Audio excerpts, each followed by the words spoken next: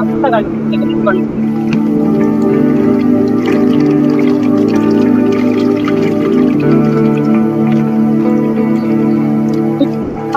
Madam,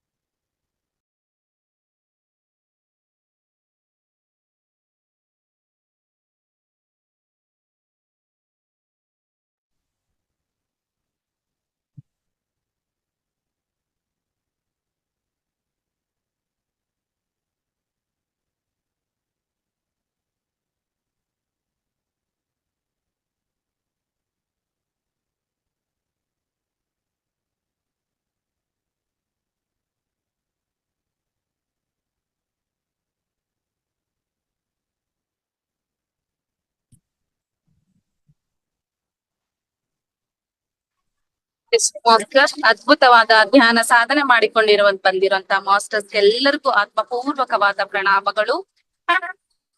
ಅದೇ ರೀತಿ Mahavatar foundation ಅವರು ಅದ್ಭುತವಾದ ಸಂಗೀತ ಧ್ಯಾನವನ್ನ ಮಾಡಿಸಿದ್ರು, ಅವರಿಗೂ ಸಹ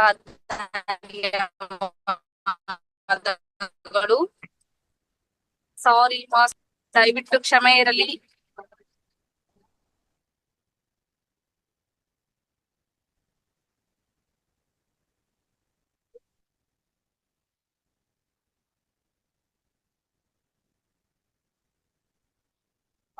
ರೇವತಿ ಮ್ಯಾಮ್, ನಾಗರತ್ನಮ್ಮ ಅವ್ರನ್ನ ಇನ್ವೈಟ್ ಮಾಡಿ ಮ್ಯಾಮ್, ನೀವು ಅವರು ಕಂಟಿನ್ಯೂ ಮಾಡ್ತಾರ ಕ್ಲಾಸು.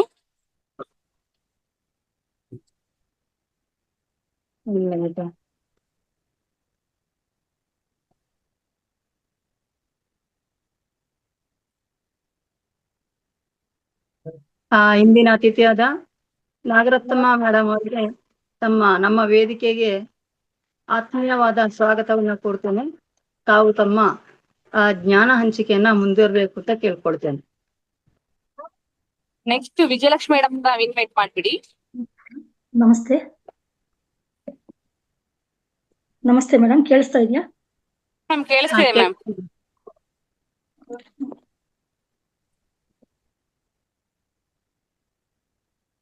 ನಮಸ್ತೆ. ಮಹಾವತಾರ್ ಸಂಸ್ಥೆಯ ಸಂಸ್ಥಾಪಕರಾದ ಪೂಜ್ಯ ಪತ್ರಿಜಿಯವರಿಗೂ ಹಾಗೂ ರಂಗನಾಥ್ ಗುರುಜಿಯವರಿಗೂ ಹಾಗೂ ಗುರುಗಳಾದ ನಾಗರಾಜ್ ಗುರುಜಿಯವರು ಮತ್ತು ನನ್ನ ಜನ್ಮದಾತರಿಗೂ ವಂದಿಸುತ್ತಾ, ಪರಮ ಗುರುಗಳಾದ ಶ್ರೀ ರಾಘವೇಂದ್ರ ಒಂದು ಸ್ತೋತ್ರವನ್ನು ನಾನು ಈ ದಿನ ಪಡಿಸಲು ಯೋಚಿಸುತ್ತೇನೆ. ಶ್ರೀ ಗುರುಭ್ಯೋ ನಮಃ, ಶ್ರೀ ಗುರುಭ್ಯೋ ನಮಃ. ಶ್ರೀಮದಾನಂದ ತೀರ್ಥ ಭಗವತ್ಪಾದಾಚಾರ್ಯ ಗುರುಭ್ಯೋ ನಮಃ. ಶ್ರೀಮದಾನಂದ ತೀರ್ಥ ಭಗವತ್ಪಾದಾಚಾರ್ಯ ಗುರುಭ್ಯೋ ನಮಃ. ಶ್ರೀಮದಾನಂದ ತೀರ್ಥ ಪಾದಾಚಾರ್ಯ ಗುರುಭ್ಯೋ ನಮಃ. ಆತ್ಮೀಯರೇ, ಮೊದಲು ಧ್ಯಾನ, ಜ್ಞಾನ, ಆಧ್ಯಾತ್ಮಿಕ ಕ್ಷೇತ್ರಕ್ಕೆ ಬರಬೇಕಾದ್ರೆ ನಾವು ಒಬ್ಬ ಗುರುಗಳ ಒಂದು ಮಾರ್ಗದರ್ಶನ ಬೇಕು. ಹಾಗೆ ಹೇಳುವುದಾದರೆ ಶ್ರೀ ಗುರು ರಾಘವೇಂದ್ರರನ್ನ ಒಂದು ಪೂಜ್ಯ ಗುರುಗಳ ಸ್ಥಾನದಲ್ಲಿ ಇರಿಸ್ಕೊಂಡು ನಾವು ಅವರ ಒಂದು ಆಧ್ಯಾತ್ಮಿಕ ಒಂದು ತಿಳಿವಿನ ಮತ್ತು ಅರಿವಿನ ಜ್ಞಾನ ಸಂಪಾದಿಸಿಕೊಂಡು ಆಧ್ಯಾತ್ಮಿಕ ಆಹಾರ ಆರೋಗ್ಯ ಇದರ ಬಗ್ಗೆ ಎಲ್ಲ ಹೆಚ್ಚಿನ ವಿಷಯ ತಿಳಿಬೇಕು ಎಂದು ನಾನು ಒಂದು ಕಲ್ಪನೆ ಒಂದು ಊಹೆ ಮಾಡ್ಕೊತಿರ್ಬೇಕಾದ್ರೆ ಆ ಟೈಮಲ್ಲಿ ನನಗೆ ಮಹಾವತಾರ್ ಫೌಂಡೇಶನ್ ಒಂದು ಲಿಂಕು ಸಿಕ್ತು. ಅದರಿಂದ ನಾನು ತುಂಬಾ ಒಂದು ಒಳ್ಳೆಯ ಜ್ಞಾನ ಸಂಪಾದಿಸ್ತಾ ಇದ್ದೀನಿ ಅಂತ ಅನ್ಕೊಂಡು ನಾನು ಸಂಪಾದಿಸಿದ ಒಂದು ಅಲ್ಪ ತೃಣ ಮಾತ್ರ ಜ್ಞಾನದಿಂದ ನಾನು ಏನ್ ಸ್ವಲ್ಪ ಮುಂದುವರೆದಿದ್ದೀನಿ ಅದ್ರ ಬಗ್ಗೆ ನಾನು ನಿಮ್ಮೆಲ್ಲರಿಗೂ ತಿಳಿಸೋದಿಕ್ಕೆ ಒಂದು ಸಣ್ಣ ಒಂದು ಚಿಕ್ಕಿಯಷ್ಟು ನಾನು ನಿಮಗೆ ಇಷ್ಟಪಡ್ತಾ ಇದ್ದೀನಿ. ಇದ್ರಲ್ಲಿ ಏನಪ್ಪಾ ಅಂತ ಅಂದ್ರೆ ಶ್ರೀ ಗುರು ರಾಘವೇಂದ್ರ ಬಗ್ಗೆ ಎಲ್ಲರಿಗೂ ಗೊತ್ತೇ ಇರುತ್ತೆ. ರಾಘವೇಂದ್ರ ಅಂತ ಅಂದ್ರೆ ಅವ್ರು ಎಂತ ಒಂದು ಮಹಿಮಾನ್ವಿತರು ಅಂತ ಗೊತ್ತಾಗುತ್ತೆ.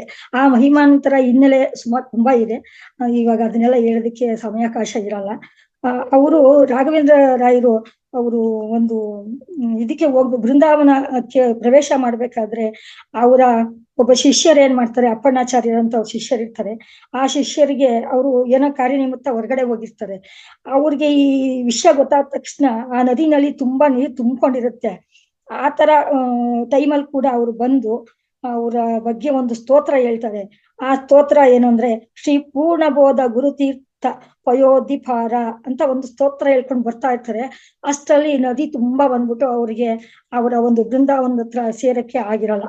ಆವಾಗ ಅವ್ರು ಏನ್ ಮಾಡ್ತಾರೆ, ಒಂದು ಮಂತ್ರ ಪಠನ ಮಾಡ್ತಾ ಇದ್ದಂಗೆನೆ ತುಂಬಾ ದುಃಖಿತರಾಗ್ಬಿಟ್ಟು ನಾನು ಏನ್ ಮಾಡೋದು, ನಮ್ಮ ಗುರುಗಳಿಗೆ ನಾನು ಕೊನೆ ಇದನ್ನ ನಾನು ಸಲ್ಸಕ್ಕಾಗ್ಲಿಲ್ವಲ್ಲ ಅಂತ ಹೇಳಿದಾಗ ಗುರುಗಳು ಅವರು ಸಮಾಧಿಸ್ಥರಾಗಿದ್ದಾಗಲೇ ನೀನು ಬಂದಿದ್ದೆಲ್ಲ ನನಗೆ ಗೊತ್ತಾಯ್ತು. ಗುರುಗಳಿಗೆ ಅಂದ್ರೆ ಅವ್ರದ್ದು ಒಂದು ಜ್ಞಾನ ಇರುತ್ತಲ್ಲ, ಆ ಜ್ಞಾನ ಚಕ್ಷುಯಿಂದ ನೋಡಿ ನನ್ನ ಶಿಷ್ಯನಿಗೆ ತುಂಬಾ ದುಃಖ ಆಗಿದೆ, ನಾನು ಅವ್ರಿಗೆ ದುಃಖ ಕೊಡಬಾರ್ದು ಅಂತ ಹೇಳಿ ಆ ಶ್ಲೋಕಕ್ಕೆ ನೀನ್ ಹೇಳ್ತಾ ಇದೀಯಲ್ಲ, ಈ ಶ್ಲೋಕಕ್ಕೆ ಹಯಗ್ರೀವನೇ ಸಾಕ್ಷಿಯಾಗಿರ್ತಾನೆ, ನೀನು ಈ ಶ್ಲೋಕನ ಮುಂದುವರ್ಸು, ಇದೇ ರೀತಿ ನೀನು ಜನಗಳಿಗೆ ಹೇಳು ಅಂತ ಹೇಳ್ಬಿಟ್ಟು ಅವಾಗ ಏನಪ್ಪಾ ಅಂದ್ರೆ ಸ್ತ್ರೀಯರಿಗೆ ಅಂದ್ರೆ ಹೆಂಗಸರು ಈ ರಾಯರ ಸ್ತೋತ್ರನ ಪಠಣೆ ಮಾಡೋಕ್ಕೆ ಅವಕಾಶ ಇರ್ಲಿಲ್ಲ. ಇವಾಗ ಅದನ್ನ ಅವಕಾಶ ಮಾಡಿಕೊಡು ಅಂತ ಹೇಳಿ ಶ್ರೀ ಗುರು ಬೇಲೂರು ಕೇಶವದಾಸರ ಮುಖಾಂತರ ಒಂದು ಸ್ತೋತ್ರವನ್ನ ನಿರೂಪಣೆ ಮಾಡಿ ಅದು ಅವರು ಏನ್ ಹೇಳಿದ್ರು ಅಪ್ಪಣ್ಣಾಚಾರ್ಯರು, ಅದಕ್ಕೆ ಒಂದು ಸಣ್ಣ ಒಂದು ದೋಷ ಕೂಡ ಬರ್ದೇ ಇದ್ದಂಗೆ ಅಚ್ಚ ಕನ್ನಡದಲ್ಲಿ ಈ ಸ್ತೋತ್ರನ ಪಠನೆ ಮಾಡಕ್ಕೆ ಹೆಂಗಸರಿಗೆಲ್ಲ ಅನುಕೂಲವಾಗುವಂಗೆ, ಅದರಲ್ಲೂ ಒಂದು ಪುಷ್ಯ ನಕ್ಷತ್ರ ಯಾವಾಗ ಭಾನುವಾರ ಬರುತ್ತೆ, ಒಂದು ವರ್ಷದಲ್ಲಿ ಒಂದಿನ ಬರ್ಬೋದು ಅಥವಾ ಬರ್ದೇನೂ ಇರ್ಬೋದು, ಆ ಪುಷ್ಯ ನಕ್ಷತ್ರದ ದಿವಸ ಈ ಸ್ತೋತ್ರ ಹೇಳ್ಕೊಂಡು ಹೆಂಗಸರಾಗ್ಲಿ ಗಂಡಸರಾಗ್ಲಿ ಮಕ್ಕಳಾಗ್ಲಿ ಈ ಸ್ತೋತ್ರ ಹೇಳಿ ತುಂಬಾ ಧನ್ಯತಾ ಭಾವನೆ ಹೊಂದಿ ಆಧ್ಯಾತ್ಮ ಧ್ಯಾನ ಮಾಡಿ ಗುರುಗಳನ್ನ ನೆನೆಸ್ಕೊಂಡು ಮಾಡಿದ್ರೆ ತುಂಬಾ ಉಪಯೋಗ ಆಗುತ್ತೆ ಅಂತ ಹೇಳಿ ಒಂದು ಸ್ತೋತ್ರನ ಪಠನೆ ಮಾಡೋದಕ್ಕೆ ಅವಕಾಶ ಮಾಡಿಕೊಟ್ಟಿದ್ದಾರೆ ಹೆಂಗಸರುಗಳಿಗೆ. ಅದನ್ನ ನಾವು ಪಠನೆ ಮಾಡಿ ನಾನು ಅದನ್ನ ಅನುಭವ ತಗೊಂಡಿದ್ದೀನಿ, ಅದರಿಂದ ನಿಮಗೂ ಒಂಚೂರು ತಿಳಿಸೋಣ ಅಂತ ಹೇಳಿ ನಾನು ಒಂದು ಅದೇ ಸಣ್ಣ ತೃಣದಷ್ಟು ನಾನು ಜ್ಞಾನ ಹೊಂದಿರೋದ್ರಿಂದ ಇದ್ರ ಬಗ್ಗೆ ನಾನು ನಿಮ್ಗೆ ಅದನ್ನ ಹೇಳಲಿಕ್ಕೆ ಇಷ್ಟಪಡ್ತಾ ಇದ್ದೀನಿ. ನಮಸ್ತೆ ಗುರುಗಳೇ, ಮತ್ತೆ ಗುರುಗಳಿಗೂ ಮತ್ತು ಆತ್ಮ ಬಂಧುಗಳಿಗೆಲ್ಲರಿಗೂ ನಾನು ವಂದಿಸುತ್ತಾ ಸ್ತೋತ್ರನ ಶುರು ಮಾಡ್ತೀನಿ. ಶ್ರೀ ಗುರುಭ್ಯೋ ನಮಃ. ಪೂಜ್ಯಾಯ ರಾಘವೇಂದ್ರಾಯ ಸತ್ಯಧರ್ಮರತಾಯ ಚ ಭಜತಾಂ ಕಲ್ಪವೃಕ್ಷಾಯ ನಮತಾಂ ಕಾಮಧೇನುವೆ ನಮತಾಂ ಕಾಮಧೇನುವೆ ನಮಃ. ಶ್ರೀ ರಘುರಾಮ ಪದಾಂಬುಜ ಭೃಂಗನೆ ಶ್ರೀ ರಾಘವೇಂದ್ರ ಸದ್ಗುರುವರನೆ ಸಾರಿದೆ ನಿನ್ನ ಪದಾರವಿಂದ ಯುಗಳಾರದ ನೀತು ಸಲಹೆ ಮನು ಯುಗಳಾರದ ನೀತು ಸಲಹೆ ಮನು. ಶ್ರೀಮಧ್ವಶಾಸ್ತ್ರ ಸುಧಾಂಬುದಿಗಳು ಪುಟ್ಟಿ ಕಾಮಾರಿ ಶಿರ ಮುಟ್ಟಿ ಪೂರ್ವೋತ್ತರ ಆ ಮಹ ಅಲೆಯಳು ಚರಿಸಿ ದಿವಾಳಿ ಪ್ರೇಮದಿ ಸೇವ್ಯವಾಗಿರುತ್ತಿರುವ ಹರಿಪದಾಂಬುಜದಲ್ಲಿ ಬೆರೆತು ಪಂಚಬೇದ ವರತರ ತಮ್ಯದಿ ದುರ್ವಾದವ ತರಿದ ಶ್ರೀ ಗುರುವ ದೇವತ ನದಿಯಮ್ಮ ನಿರುತ ನಿರ್ಮಲಗೈಸಿ ಕರುಣಿಸಲಿ. ಗುರು ರಾಘವೇಂದ್ರನೆ ಸಕಲ ಪ್ರದಾತನೆ ನಿರುತ ನಿನ್ನಡಿಯಲ್ಲಿ ಭಕ್ತಿಯೊಳು ಇರುವರ ಪಾಪ ಪರ್ವತವನು ಛೇದಿಪೆ ವರದೃಷ್ಟಿ ಎಂಬ ವಜ್ರಾಯುಧದಿ. ಭೂವಿಭುವೇಂದ್ರನೆ ಸೇವಿಸಿ ಹರಿಯ ಮಹಾವಿಭುವನೆಲ್ಲ ಪಡೆದವನೇ ದೇವ ಸ್ವಭಾವನೆ ಯಾವಾಗಲ ಮಿಷ್ಟ ದೇವತರುವಿನಂತೆ ನೀಡುವುದು. ಶೀಲ ಸ್ವರೂಪನೆ ಸಂಸಾರ ದುಃಖದ ತೂಲ ರಾಶಿಗೆ ಕಾಲ ನಲನೆ ಮೇಲೆನಿಸುವ ಸುಖ ಧೈರ್ಯಶಾಲಿಯೇ ಗ್ರಹಾಳಿಗಳನ್ನು ನಾಶ ಮಾಡುವವನೇ. ಭವಶರದಿಗೆ ಸೇತುವೆ ಎನಿಸಿರುವನೆ ಭುವಿಯಡು ದೇಶಿಗಳಿಲ್ಲದಿಹ. ಸುಮಿವಲ ರೂಪನೆ ತವ ಕದಿ ಪರಮದಿ ನಿಮಗೆ ವಾಗ್ಬಂದ ಗೈಯುವನೇ. ವರವಿಜ್ವನಲರಲತ್ಯವಿಕವಾಗಿರುವ ಜ್ಞಾನವು ವಾಗ್ವೈಖರಿಯಿಂದಲೇ ಪರವಾದಿಗಳ ಗೆದ್ದ ರಾಘವೇಂದ್ರ ಸದ್ಗುರುವಿನ ಮಿಷ್ಟವ ಸಲ್ಲಿಸುವುದು. ಸಂತಾನ ಸಂಪತ್ತು ಭಕ್ತಿ ವಿಜ್ಞಾನವು ಮುಂತಾದವ ವ್ಯಹ ಪಾಠವವ ಸಂತೋಷದಿಂದಿತ್ತು ನಮ್ಮ ಶರೀರದ ಸಂತಾಪ ರುಜಯ ನಿಗ್ರಹಿಸುವವನೇ. ಮೇದಿನಿಯೊಳು ಗಂಗಾದಿ ತೀರ್ಥ ಅಧಿಕವಾದ ನಿನ್ನಯ ಪಾದೋದಕವು ಮೋದವು ಬ್ರಹ್ಮ ಹತ್ಯಾದಿ ತ್ರೈತಾಪವ ಛೇದಿಸಿ ಸುಕೃತವ ಕೊಡುತ್ತಿರುವುದು. ಭುವಿಯೊಳು ಬಂಜೆಗೆ ಮಕ್ಕಳ ಕೊಡುವುದು ಅವಯವದ ಕಿಳ ವೈಕಲ್ಯವನು ತವ ಕದಿ ಸಕಲ ಗ್ರಹವ ನಿಗ್ರಹಿಸುತ್ತ ವಿವಿಧ ಪಾತಕ ಪರಿಹರಿಸುವುದು. ನಿನ್ನ ಪದಾಬ್ಜದ ರಜ ಧರಿಸುವವರ ನಿನ್ನ ಪದಾಂಬುಜ ಕೀರ್ತಿಪರ ಉನ್ನತ ಪರಿಪಕ್ವವಾದ ವಾಗ್ಮಿಗಳ ನಿನ್ನ ಸಂದರ್ಶಿಸೆ ದುರಿತಹರ. ಜಯ ಸರ್ವತಂತ್ರ ಸ್ವತಂತ್ರನೆ ಜಯ ಜಯ ಜಯ ಜಯ ಶ್ರೀ ಮಧ್ವ ಮತವರ್ಧನ.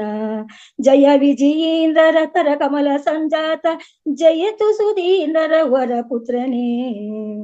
ಪರಮಹಂಸೋತ್ತಮ ಪೂರ್ಣಾಯು ಜ್ಞಾನವು ನಿರುತ ಯಶವು ಪುಣ್ಯ ಭಕ್ತಿಯನು ಸಿರಿಯ ಸುಪುತ್ರವ ವೃದ್ಧಿಗೊಳಿಸಿನು ಪರಿಪರಿ ಭಯವೆಲ್ಲ ಪರಿಹರಿಸೋ. ದುರುಳ ದುರ್ವಾದಿಗಳನ್ನು ನಿಗ್ರಹಿಸುವ ದುರುಳರ ಹೃದಯ ಪ್ರಭೇದಿಸುವ ಎರಡೆಂಬ ಚಿಹ್ನೆಯ ಧರಿಸಿದ ವಿದ್ಯಾ ಪರಿಪೂರ್ಣ ಗುರುವರ್ಯ ನಿಲ್ಲವು. ಹರಿಯ ಪ್ರಸನ್ನತೆ ಪಡೆದು ಪ್ರಸಿದ್ಧನಾಗಿರುತ್ತ ಸ್ಮರಿನ ಗೆಲಿದಿಷ್ಟಗಳ ತ್ವರಿತದಿ ಕೊಡುವ ಶ್ರೀ ಗುರು ರಾಘವೇಂದ್ರರ ವರತನ್ಯ ಗುರುವಿಲ್ಲದರೆಯೊಳಗೆ ಮರೆವು ಮೂರ್ಛಾಕ್ಷಯ ಅಜ್ಞಾನ ಭ್ರಾಂತಿ ಉರುತರ ಮುಖತ್ವ ಸಂದೇಹವು ಕರಚರಣದ ಕಂಪ ಮೊದಲಾದ ಇಂದ್ರಿಯ ಪರದುಷ್ಟ ದೋಷವ ಪರಿಹರಿಸೋ. ಶ್ರೀ ರಾಘವೇಂದ್ರಾಯ ನಮಃ ಎಂಬ ದಿವ್ಯ ಸಹಸ್ರಾಕ್ಷರ ಜಪಿಸುತ್ತಲೇ ಆರಾಧಿಸುವವರ ಇಷ್ಟಾರ್ಥ ಕೊಡುವೆಯೋ ಆದರದಿಂದಲೇ ಅನವರತ. ತನ್ನ ದೇಹದಿಂದ ಉತ್ಪನ್ನವಾಗುವ ತನ್ನಿಂದ ತನ್ನ ಬಂಧುಗಳಿಂದಾದ ಉನ್ನತ ದೋಷಗಳನ್ನು ನಿವರ್ತಿಸಿ ಮುನ್ನ ಕೊಡುವೆ ಸಕಲೇಷ್ಟಗಳ. ಸ್ವಾರ್ಥ ಸಿದ್ಧಿಗೆ ಈ ಸ್ತೋತ್ರ ತ್ರಿಕಾಲದಿ ಪ್ರಾರ್ಥಿಸಲಿಹ ಪರದಿಷ್ಟಗಳ ಅರ್ಥಿಂ ಪಡೆದು ಕೃತಾರ್ಥನಾಗುವ ಯಥಾರ್ಥವು ಇದಕ್ಕೆ ಸಂದೇಹವಿಲ್ಲ. ಈ ಮಹಿಯೊಳಗೆ ಅಗಮ್ಯ ಮಹಿಮ ಸುಕೀರ್ತಿ ವಿಶಾರದನೆ ಶ್ರೀಮಧ್ವ ಮತ ದುರ್ಭಾಗ್ದಿಗೆ ಚಂದ್ರನೆ ಸ್ವಾಮಿ ನಿರ್ದೋಷಿನಿಯನ್ನ ಕಾಯೋ. ಬೃಂದಾವನದ ಪ್ರದಕ್ಷಿಣೆ ಮಾಡಲು ಒಂದು ಸಕಲ ಯಾತ್ರಾ ಫಲವ ಬೃಂದಾವನದ ಉದಕ ಬಿಂದು ಧರಿಸಲು ಸಂದೇವೆ ತೀರ್ಥ ಫಲ ಬರಲು ನಮಿಸುವೆ ಸರ್ವಾಭಿಷ್ಟ ಸಿದ್ಧಿಗೆ ನಾನು ವಿಮಲ ಶಾಸ್ತ್ರಾರ್ಥ ಜ್ಞಾನಗಳು ಕ್ರಮದಿ ಲಭಿಸೆ ನಿನ್ನ ರಾಮೋಚ್ಚಾರಣೆ ಅಮಿತ ಹರುಷದಿಂದ ಪೊರೆ ಮಾಡುವೆನು.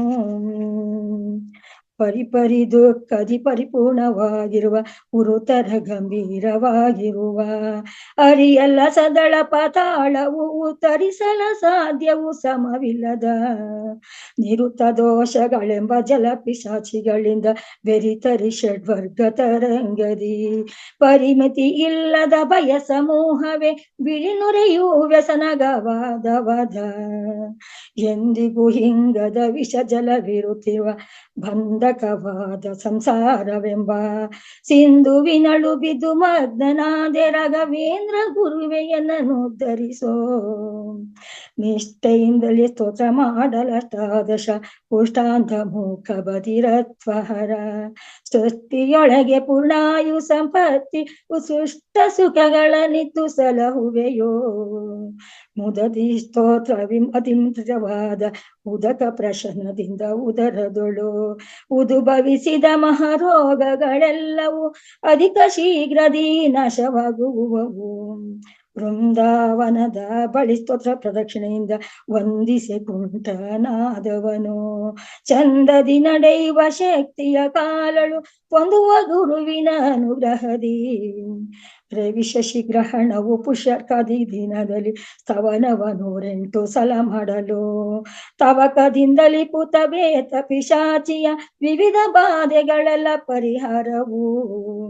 ವಿಮಲ ಬೃಂದಾವನದಡೆಯೊಳು ಸ್ತೋತ್ರದಿ ನಮಿಸುತ್ತ ದೀಪವ ನೀಡುವವರು. ಶ್ರಮವಿಲ್ಲದೆ ಸುಜ್ಞಾನ ಸುಪುತ್ರರ ಮಮತೆಯಿಂದಲೇ ಹೊಂದಿಪ ಸುಖಿಸುವರು. ಪರವದಿಗಳ ದಿಗ್ವಿಜಯ ದಿವ್ಯ ಜ್ಞಾನ ಪರಿಪೂರ್ಣ ಭಕ್ತಿಯ ವಂದಿಸುತ್ತ ನಿರುತದಿ ಸಕಲೇಷ್ಟ ದೊರಕಿಪ ವಿಷಯದಿ ಪರಿರದ ಯೋಚನೆ ಫಲವಿಲ್ಲವು. ಚೋರ ಮಹೋರ ಗಂಡುಪನ ಕ್ರವ್ಯಾಗ್ರದಿ ಘೋರ ಭಯವ ಪರಿಹರಿಸುವುದು. ದಾರುಣಿಯೊಳಗಿ ಸ್ತೋತ್ರ ಪ್ರಭಾವವೇ ಸಾರುತ್ತಲಿಯುವುದು ಸಂದೇಹವಿಲ್ಲ. ಪರಿಶುದ್ಧ ಭಕ್ತಿ ಪರಿಪೂರ್ಣವಾದ ಗುರು ರಾಘವೇಂದ್ರರ ಚರಣವ ಸ್ಮರಿಸಿ ಸಂತಸಿಸುವವರು. ಹರಿಯರು ಲವಲೇಶ ದುಃಖವ ಸ್ವಪ್ನದಿ ಹರಿಯ ಅನುಗ್ರಹ ಬಲದಿಂದಲೇ. ವಸುದೆಯೊಳಗೆ ಸಕಲೇಷ್ಟ ಸಮೃದ್ಧಿಯು ದಸೆ ದಿಶೆಯೊಳಗೆ ಕೀರ್ತಿ ಸಮವಿಲ್ಲದ. ಯಶವ ಐಶ್ವರ್ಯವು ದೊರೆಯುವುದಿದಕ್ಕೆ ಹಯಾಸನೆ ಸಾಕ್ಷಿಯಾಗಿರುತ್ತಿಹನು. ದೊರೆಯೊಳಗತಿ ಪೂಜ್ಯ ಗುರು ರಾಘವೇಂದ್ರನೇ ನಿರುತದಿ ಸತ್ಯ ಧರ್ಮದಿ ರಚನೆ.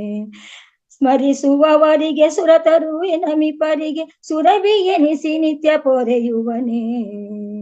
ಮಂಗಳ ಮಂತ್ರಾಲಯ ಪುರ ಕದಿಪನೆ ಮಂಗಳ ತುಂಗ ತೀರದೊಳು. ಹಿಂಗದೇವಿ ಹರಿಸಿ ಶ್ರೀರಾಮಚಂದ್ರನ ಮಂಗಳ ಮೂರ್ತಿಯ ಪಾಡುವೆನೆ. ಮಂಗಳ ಮಂತ್ರಾಲಯ ಪುರ ಕದಿಪನೆ ಮಂಗಳ ತುಂಗ ತೀರದೊಳು. ಹಿಂಗದೇವಿ ಹರಿಸಿ ಶ್ರೀರಾಮಚಂದ್ರನ ಮಂಗಳ ಮೂರ್ತಿಯ ಪಾಡುವೆನೆ. ಮಂಗಳ ಮಂತ್ರಾಲಯ ಪುರ ಕದಿಪನೆ ಮಂಗಳ ತುಂಗ ತೀರದೊಳು. ಹಿಂಗದೇವಿ ಹರಿಸಿ ಶ್ರೀರಾಮಚಂದ್ರನ ಮಂಗಳ ಮೂರ್ತಿಯ ಪಾಡುವೆನೆ. ಶ್ರೀ ರಘುರಾಮ ಪದಾಂಬುಜ ಭೃಂಗನೆ ಶ್ರೀ ರಾಘವೇಂದ್ರ ಸದ್ಗುರುವರನೆ. ಸಾರಿದೆ ನಿನ್ನ ಪದಾರವಿಂದ ಯುಗಳಾರಾಧನೆಯಿತು ಸಲಹೆಮನು. ಯುಗಳಾರಾಧನೆಯಿತು ಸಲಹೆಮನು. ಯುಗಳಾರಾಧನೆಯಿತು ಸಲಹೆಮನು. ಶ್ರೀ ಗುರುಭ್ಯೋ ನಮಃ. ಹರೇ ಶ್ರೀನಿವಾಸ ಗುರು ರಾಘವೇಂದ್ರ. ಹೀಗೆ ನಾವು ಒಂದು ಸ್ತೋತ್ರವನ್ನು ಮಾಡಿ ನಂತರ ನಾವು ಧ್ಯಾನಕ್ಕೆ ಕೂತ್ಕೊಂಡ್ರೆ ಧ್ಯಾನ ಸತ್ಫಲ ಆಗುತ್ತೆ ಅಂತ ಒಂದು ನನಗೆ ಮನವರಿಕೆಯಾಗಿ ಈ ಧ್ಯಾನನ ಮಾಡಕ್ ಶುರು ಮಾಡಿದ್ದೀನಿ. ಜೊತೆಗೆ ನನಗೆ ಇದು ತುಂಬಾ ಅನುಭವ ಅಂದ್ರೆ ಮತ್ತು ಒಂದು ಕಥೆನಲ್ಲಿ ಇದನ್ನ ಕೇಳಿದೆ. ನಿನ್ನೆ ಇವರು ನನ್ನ ಒಬ್ರು ಇದು ಹೇಳಿದ್ರಲ್ಲ ರಾಘವೇಂದ್ರ ಪತ್ರಿಜಿ ಅವರು ಏನಕ್ಕೆ ಈಗ ಅವತಾರ ಎತ್ಕೊಂಡ್ಬಂದಿದ್ದಾರೆ, ಅವ್ರು ಯಾರು ಅಂತ ನಮಗೆ ತಿಳಿಸ್ಕೊಟ್ರು. ಅದೇ ರೀತಿ ನನಗೆ ನಮ್ಮ ಗುರುಗಳು ತಿಳಿಸಿದ್ದೇನಪ್ಪ ಅಂದ್ರೆ ಈ ಸ್ತೋತ್ರಕ್ಕೆ ಇದು ನಿನ್ನೆ ನಾಗರಾಜ್ ಗುರುಗಳು ಹೇಳ್ತಾರಲ್ಲ ಭಜಗೋವಿಂದ ಆ ತರ ಒಂದೊಂದು 2 ಪದಕ್ಕೂ ನಿಲ್ಸಿ ಅವರು ನಮ್ಮ ಗುರುಗಳು ನಮ್ಗೆ ಅರ್ಥ ಹೇಳಿ ಅದ್ರ ಬಗ್ಗೆ ಎಲ್ಲ ಹೇಳ್ಕೊಡ್ತಿದ್ರು. ಇವಾಗ ಸಮಯಾವಕಾಶ ಇಲ್ಲದ್ರಿಂದ ನಾನು ಬರೀ ಸ್ತೋತ್ರ ಮಾತ್ರ ಪಠನೆ ಮಾಡಿದ್ದೀನಿ. ಹಾಗೆ ಇದು ಪ್ರಹ್ಲಾದ ದೇವರನ್ನೇ ಈ ಜನ್ಮದಲ್ಲಿ ರಾಘವೇಂದ್ರ ಆಗಿದ್ದಾರೆ. ಪ್ರಹ್ಲಾದ ನರಸಿಂಹ ಅವತಾರದಲ್ಲಿ ನರಸಿಂಹ ಏನ್ ಮಾಡ್ತಾನೆ ಅಂತಂದ್ರೆ ಹಿರಣ್ಯಕಶಿಪುವಿನ ವಧೆ ಆದ್ಮೇಲೆ ನೀನು ಬಾ ಆಯ್ತಲ್ಲ ನಿನ್ನ ಕೆಲ್ಸ, ನೀನು ನನ್ನ ಜೊತೆ ನೀನು ಬಂದ್ಬಿಡು ಅಂತ ಹೇಳಿದಾಗ ಇಲ್ಲ ನಾನು ಇನ್ನೂ ಕೆಲಸ ಇದೆ, ಈ ಭೂಲೋಕದಲ್ಲಿ ಇದ್ದುಕೊಂಡು ನಾನು ತುಂಬಾ ಜನಗಳಿಗೆ ನಾನು ಜ್ಞಾನ ಎಲ್ಲ ಕಲಿಸಿ ಅವ್ರಿಗೆಲ್ಲ ಒಂದು ಒಳ್ಳೆ ಜ್ಞಾನ ಮಾರ್ಗವಾಗಿ ನಾನು ಕರ್ಕೊಂಡು ನೀವು ತಿಳಿಸಿ ಆಮೇಲೆ ನಾನು ಬರ್ತೀನಿ ಅಂತ ಹೇಳಿದಂತೆ. ಅದಕ್ಕೆ ಅವನು ಪ್ರಹ್ಲಾದ ಇವಾಗ ಗುರು ರಾಘವೇಂದ್ರ ರೂಪದಲ್ಲಿ ಬಂದಿದ್ದಾರೆ. ರಾಘವೇಂದ್ರರ ಒಂದು ಸ್ಥಾನಕ್ಕೆ ಬಂದವರೆಲ್ಲ ಯಾವ್ದಾದ್ರು ಒಂದು ಕಿಂಚಿತ್ತಾದ್ರೂ ಬದಲಾವಣೆ ತರ್ತಾರೆ ಅಂತ ಎಲ್ಲ ತಿಳಿಸ್ಕೊಟ್ಟಿದ್ರು ನಮ್ಮ ಗುರುಗಳು. ಆ ಒಂದು ಗುರುಗಳು ತಿಳಿಸಿದ್ದನ್ನ ನನಗೆ ತಿಳಿದ ಮಟ್ಟಿಗೆ ಬೇರೆಯವ್ರಿಗೆ ತಿಳಿಸೋದಕ್ಕೆ ಇಷ್ಟಪಟ್ಟು ನನ್ನ ಅಲ್ಪ ಜ್ಞಾನವನ್ನು ಹಂಚ್ಕೊಳ್ಳೋದಕ್ಕೆ ಅವಕಾಶ ಮಾಡ್ಕೊಂಡಂತ ನನ್ನ ಗುರುಗಳಿಗೂ ಮತ್ತು ಮಹಾವತಾರ್ ಫೌಂಡೇಶನ್ ಅವ್ರಿಗೂ ನನ್ನ ವಂದನೆಗಳನ್ನು ಸಲ್ಲಿಸುತ್ತಾ ನನ್ನ ಈ ದಿನದ ಒಂದು ಆಧ್ಯಾತ್ಮಿಕದಲ್ಲಿ ನನಗೊಂದು ಅವಕಾಶ ಕೊಟ್ಟಿದ್ದಕ್ಕೆ ಧನ್ಯವಾದಗಳು ಮೇಡಮ್. ನಮಸ್ತೆ ಮೇಡಮ್.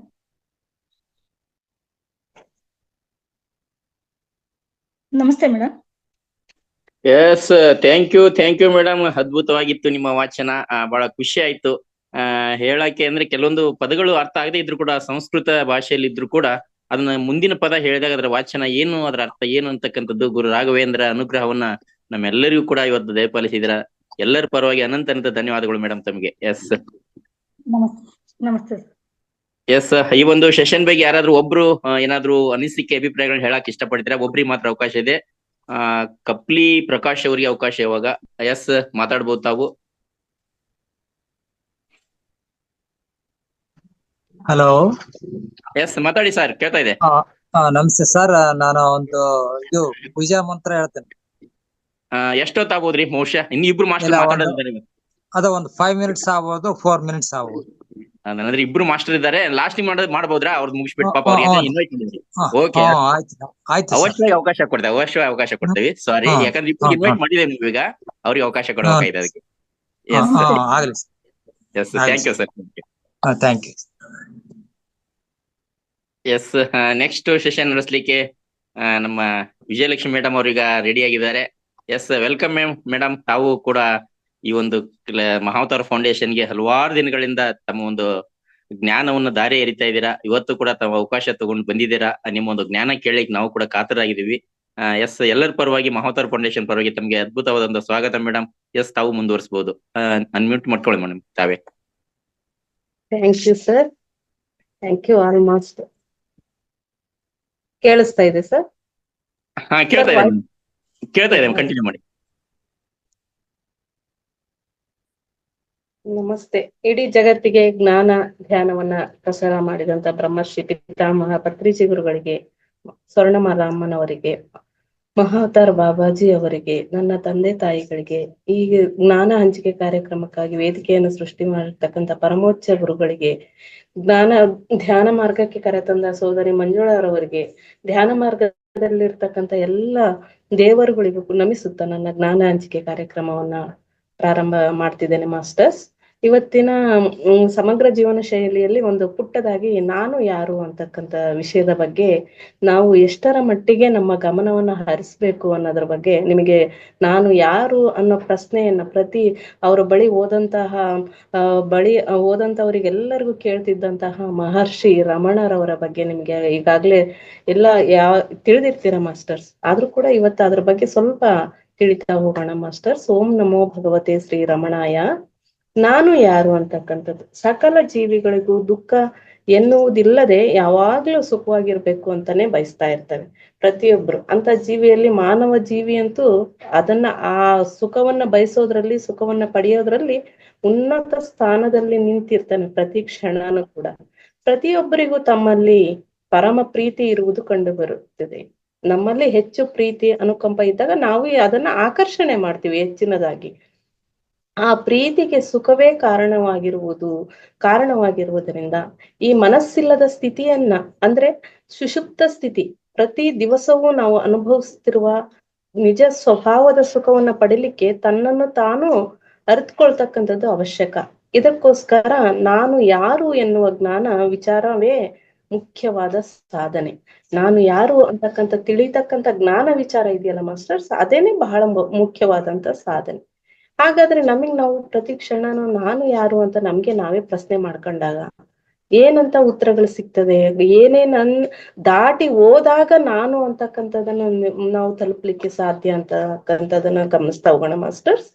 ಸಪ್ತಧಾತು ಅಂತ ಅಂದ್ರೆ ನಾವು ಈ ಶರೀರಕ್ಕೆ ಸಂಬಂಧಪಟ್ಟಂತೆ ಮಜ್ಜೆ, ಮೂಳೆ, ಕೊಬ್ಬು, ಮಾಂಸ, ರಕ್ತ, ಒಳಚರ್ಮ, ಹೊರಚರ್ಮಗಳಿಂದ ಕೂಡಿರ್ತಕ್ಕಂಥ ಏನು ಈ ಸ್ಥೂಲ ಶರೀರ ಇದೆಯಲ್ಲ ಮಾಸ್ಟರ್ಸ್, ಶಾರೀರಿಕ ಅಂತ ಏನ್ ಕರಿತೀವಲ್ಲೋ, ಆ ಸ್ಥೂಲ ಶರೀರ ನಾನಲ್ಲ. ನಾವು ಧ್ಯಾನಕ್ಕೆ ಬರೋದ್ಕಿಂತ ಮುಂಚಿತವಾಗಿ ಏನ್ ಅನ್ಕೊಂಡಿರ್ತೀವಿ, ನಾನು ಯಾರು ಅಂದ ತಕ್ಷಣ ನಮ್ಮ ಹೆಸರು ಹೇಳ್ತೀವಿ. ನಾನು ಅಂತ ನಮ್ಮ ದೇಹವನ್ನು ಮುಟ್ಕೊಂಡು ಈ ರೀತಿಯಾಗಿ ನಾನು ಅನ್ನೋ ಅಹಂಕಾರವನ್ನ ಯಾವಾಗ್ಲೂ ವ್ಯಕ್ತಪಡಿಸ್ತಾ ಇರ್ತೀವಿ. ಅದು ನಾನು ಅಲ್ಲವೇ ಅಲ್ಲ ಅನ್ನೋದನ್ನ ಮೊದಲನೇದಾಗಿ ತಿಳ್ತಾ ಹೋಗ್ಬೇಕು. ಅದಾದ ನಂತರ ಪಂಚೇಂದ್ರಿಯಗಳಿಂದ ಬರ್ತಕ್ಕಂಥ ಶಬ್ದ, ಸ್ಪರ್ಶ, ರೂಪ, ರಸ ಮತ್ತು ಗಂಧಗಳಂತಕ್ಕಂಥ ಪಂಚ ವಿಷಯಗಳನ್ನ ಪ್ರತ್ಯೇಕವಾಗಿ ಅಂತ ಹೇಳಿದ್ರೆ ಅರಿವು ಪಂಚ ಜ್ಞಾನೇಂದ್ರಿಯಗಳು ಕೂಡ ನಾವಲ್ಲ. ಮೊದಲು ಶರೀರಕ್ಕೆ ಸಂಬಂಧಪಟ್ಟಂತಹದ್ದು ನಾನಲ್ಲ.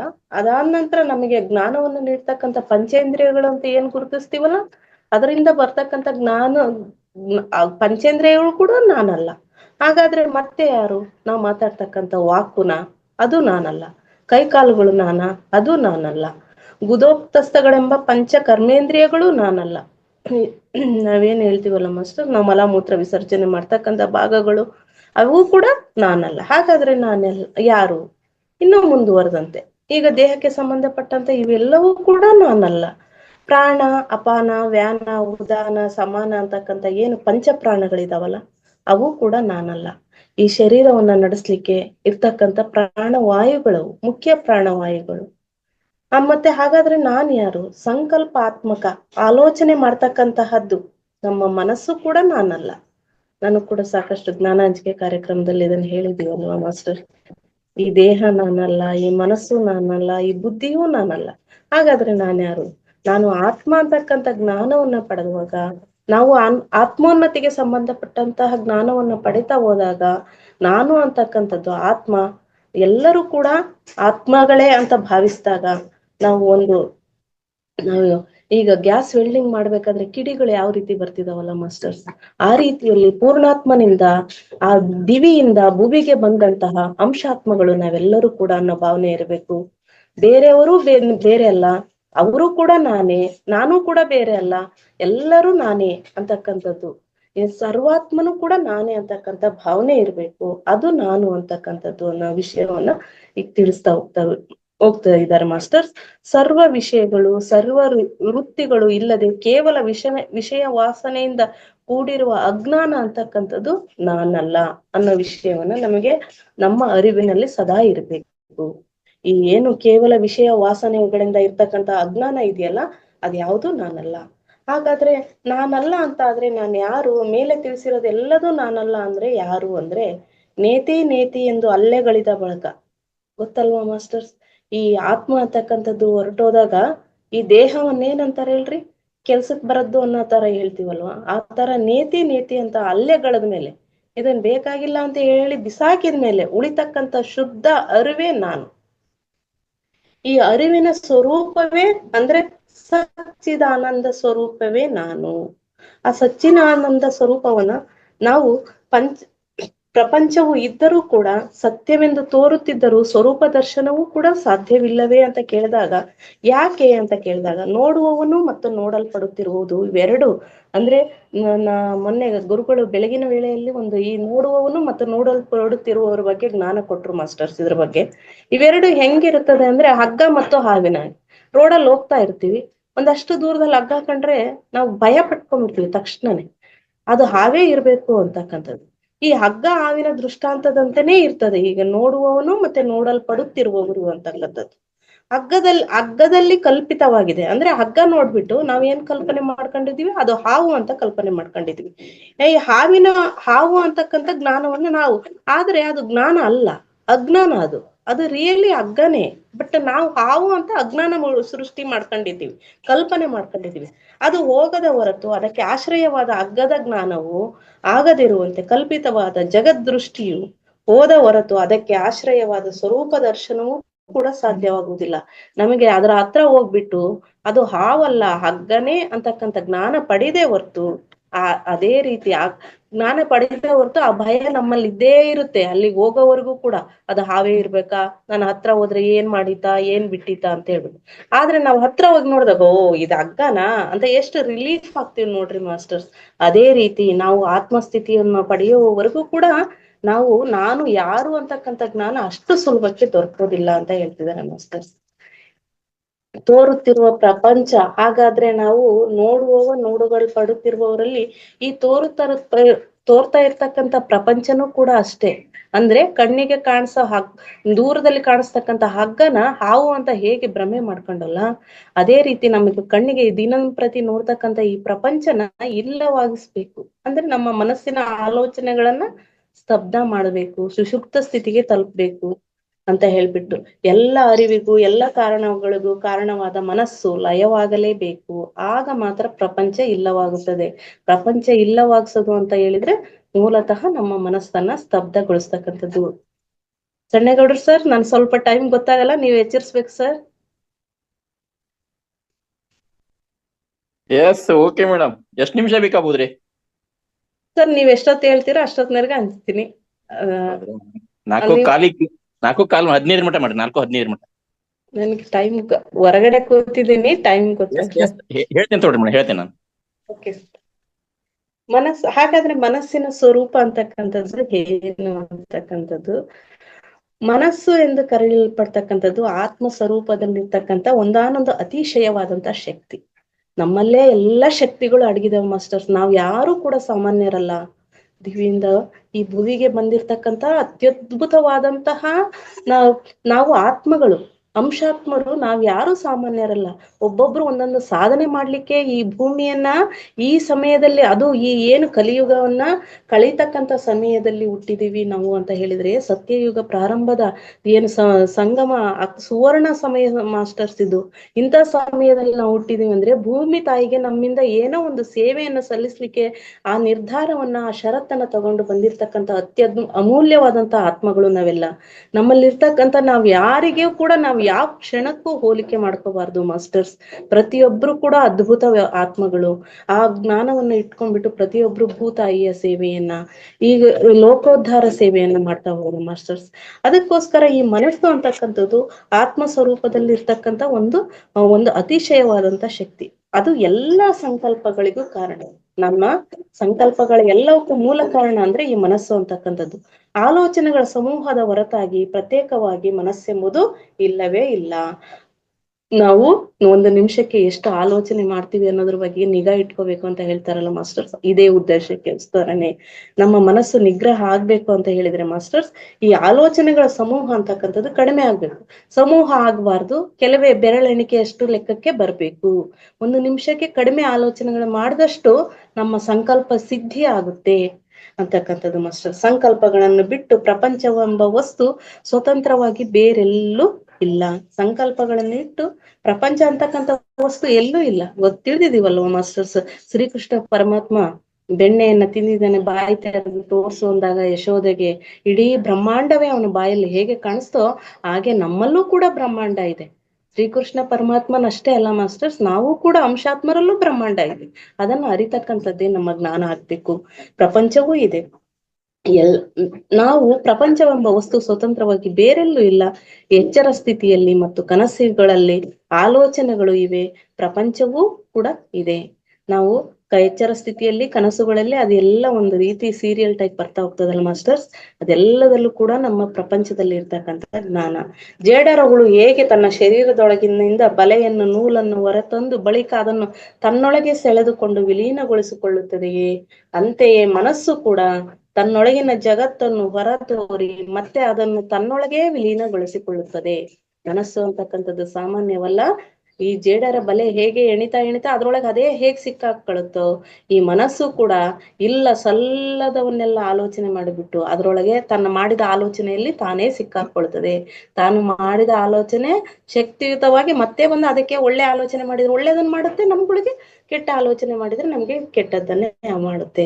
ಮನಸ್ಸು ಬಹಿರ್ಮುಖವಾದಾಗ ಅಂದ್ರೆ ಆತ್ಮ ಸ್ವರೂಪದಿಂದ ಹೊರ ಬಂದಾಗ ಪ್ರಪಂಚವು ತೋರಿಕೊಳ್ಳುತ್ತದೆ. ಈ ಮನಸ್ಸು ಅಂತಕ್ಕಂಥದ್ದು ಸ್ತಬ್ಧ ಆದಾಗ, ಸುಷುಪ್ತವಾದಾಗ ನಮಗೆ ನಮ್ಮೊಳಗಿನ ಪ್ರಪಂಚ ಅಂತಕ್ಕಂಥದ್ದನ್ನ ತೋರಿಸ್ಕೊಳ್ಳಿಕ್ಕೆ ಸಾಧ್ಯ ಆಗ್ತದೆ. ಆದ್ದರಿಂದ ಪ್ರಪಂಚವು ತೋರುತ್ತಿರುವಾಗ ಸ್ವರೂಪವು ತೋರುವುದಿಲ್ಲ. ಈ ಪ್ರಪಂಚ ಅಂತ ತೋರ್ಬೇಕಾದ್ರೆ ನಮ್ಗೆ ಏನ್ ಕಣ್ಣಿಗೆ ಕಾಣ್ತಕ್ಕಂತ ಭೌತಿಕ ಕಣ್ಣಿಗಳಿಗೆ ಕಾಣ್ತಕ್ಕಂತ ಸ್ವರೂಪ ಅಂತಕ್ಕಂಥದ್ದು ತೋರೋದಿಲ್ಲ. ಸ್ವರೂಪವು ಪ್ರಕಾಶಿಸುತ್ತಿರುವಾಗ ಪ್ರಪಂಚವು ತೋರುವುದಿಲ್ಲ. ಸ್ವಸ್ವರೂಪ ಅಂತಕ್ಕಂಥ ನಮ್ಮ ಆತ್ಮ ಸ್ವರೂಪವು ಪ್ರಕಾಶವಾಗ್ತಿರ್ಬೇಕಾದ್ರೆ ಈ ಹೊರಗಣ್ಣಿಗೆ ಕಾಣಿಸ್ತಕ್ಕಂಥ ಪ್ರಪಂಚ ತೋರುವುದಿಲ್ಲ. ಮನಸ್ಸಿನ ಸ್ವರೂಪವನ್ನು ಎಡೆಬಿಡದೆ ವಿಚಾರಕ್ಕೆ ಒಳಪಡಿಸುತ್ತಲೇ ಇದ್ದರೆ, ಮನಸ್ಸಿನ ಸ್ವರೂಪವನ್ನ ಎಡೆಬಿಡದೆ ವಿಚಾರಕ್ಕೆ ಒಳಪಡಿಸಿದ ಮನಸ್ಸು ಆತ್ಮವೇ ಆಗಿ ಬಿಡುವುದು. ಈ ಮನಸ್ಸೇ ಆತ್ಮ ಅಂತ ತಿಳ್ಕೊಂಬಿಟ್ಟಿದೀವಿ ನಾವು. ಅದಕ್ಕೋಸ್ಕರ ಆ ಮನಸ್ಸನ್ನ ನಾವು ಸುಷುಪ್ತ ಮಾಡ್ಬೇಕು. ಮನಸ್ಸು ಎನ್ನುವುದು ಯಾವಾಗ್ಲೂ ಒಂದು ಸ್ಥೂಲ ವಸ್ತುವನ್ನು ಆಶ್ರಯಿಸಿಯೇ ಇರುತ್ತದೆ.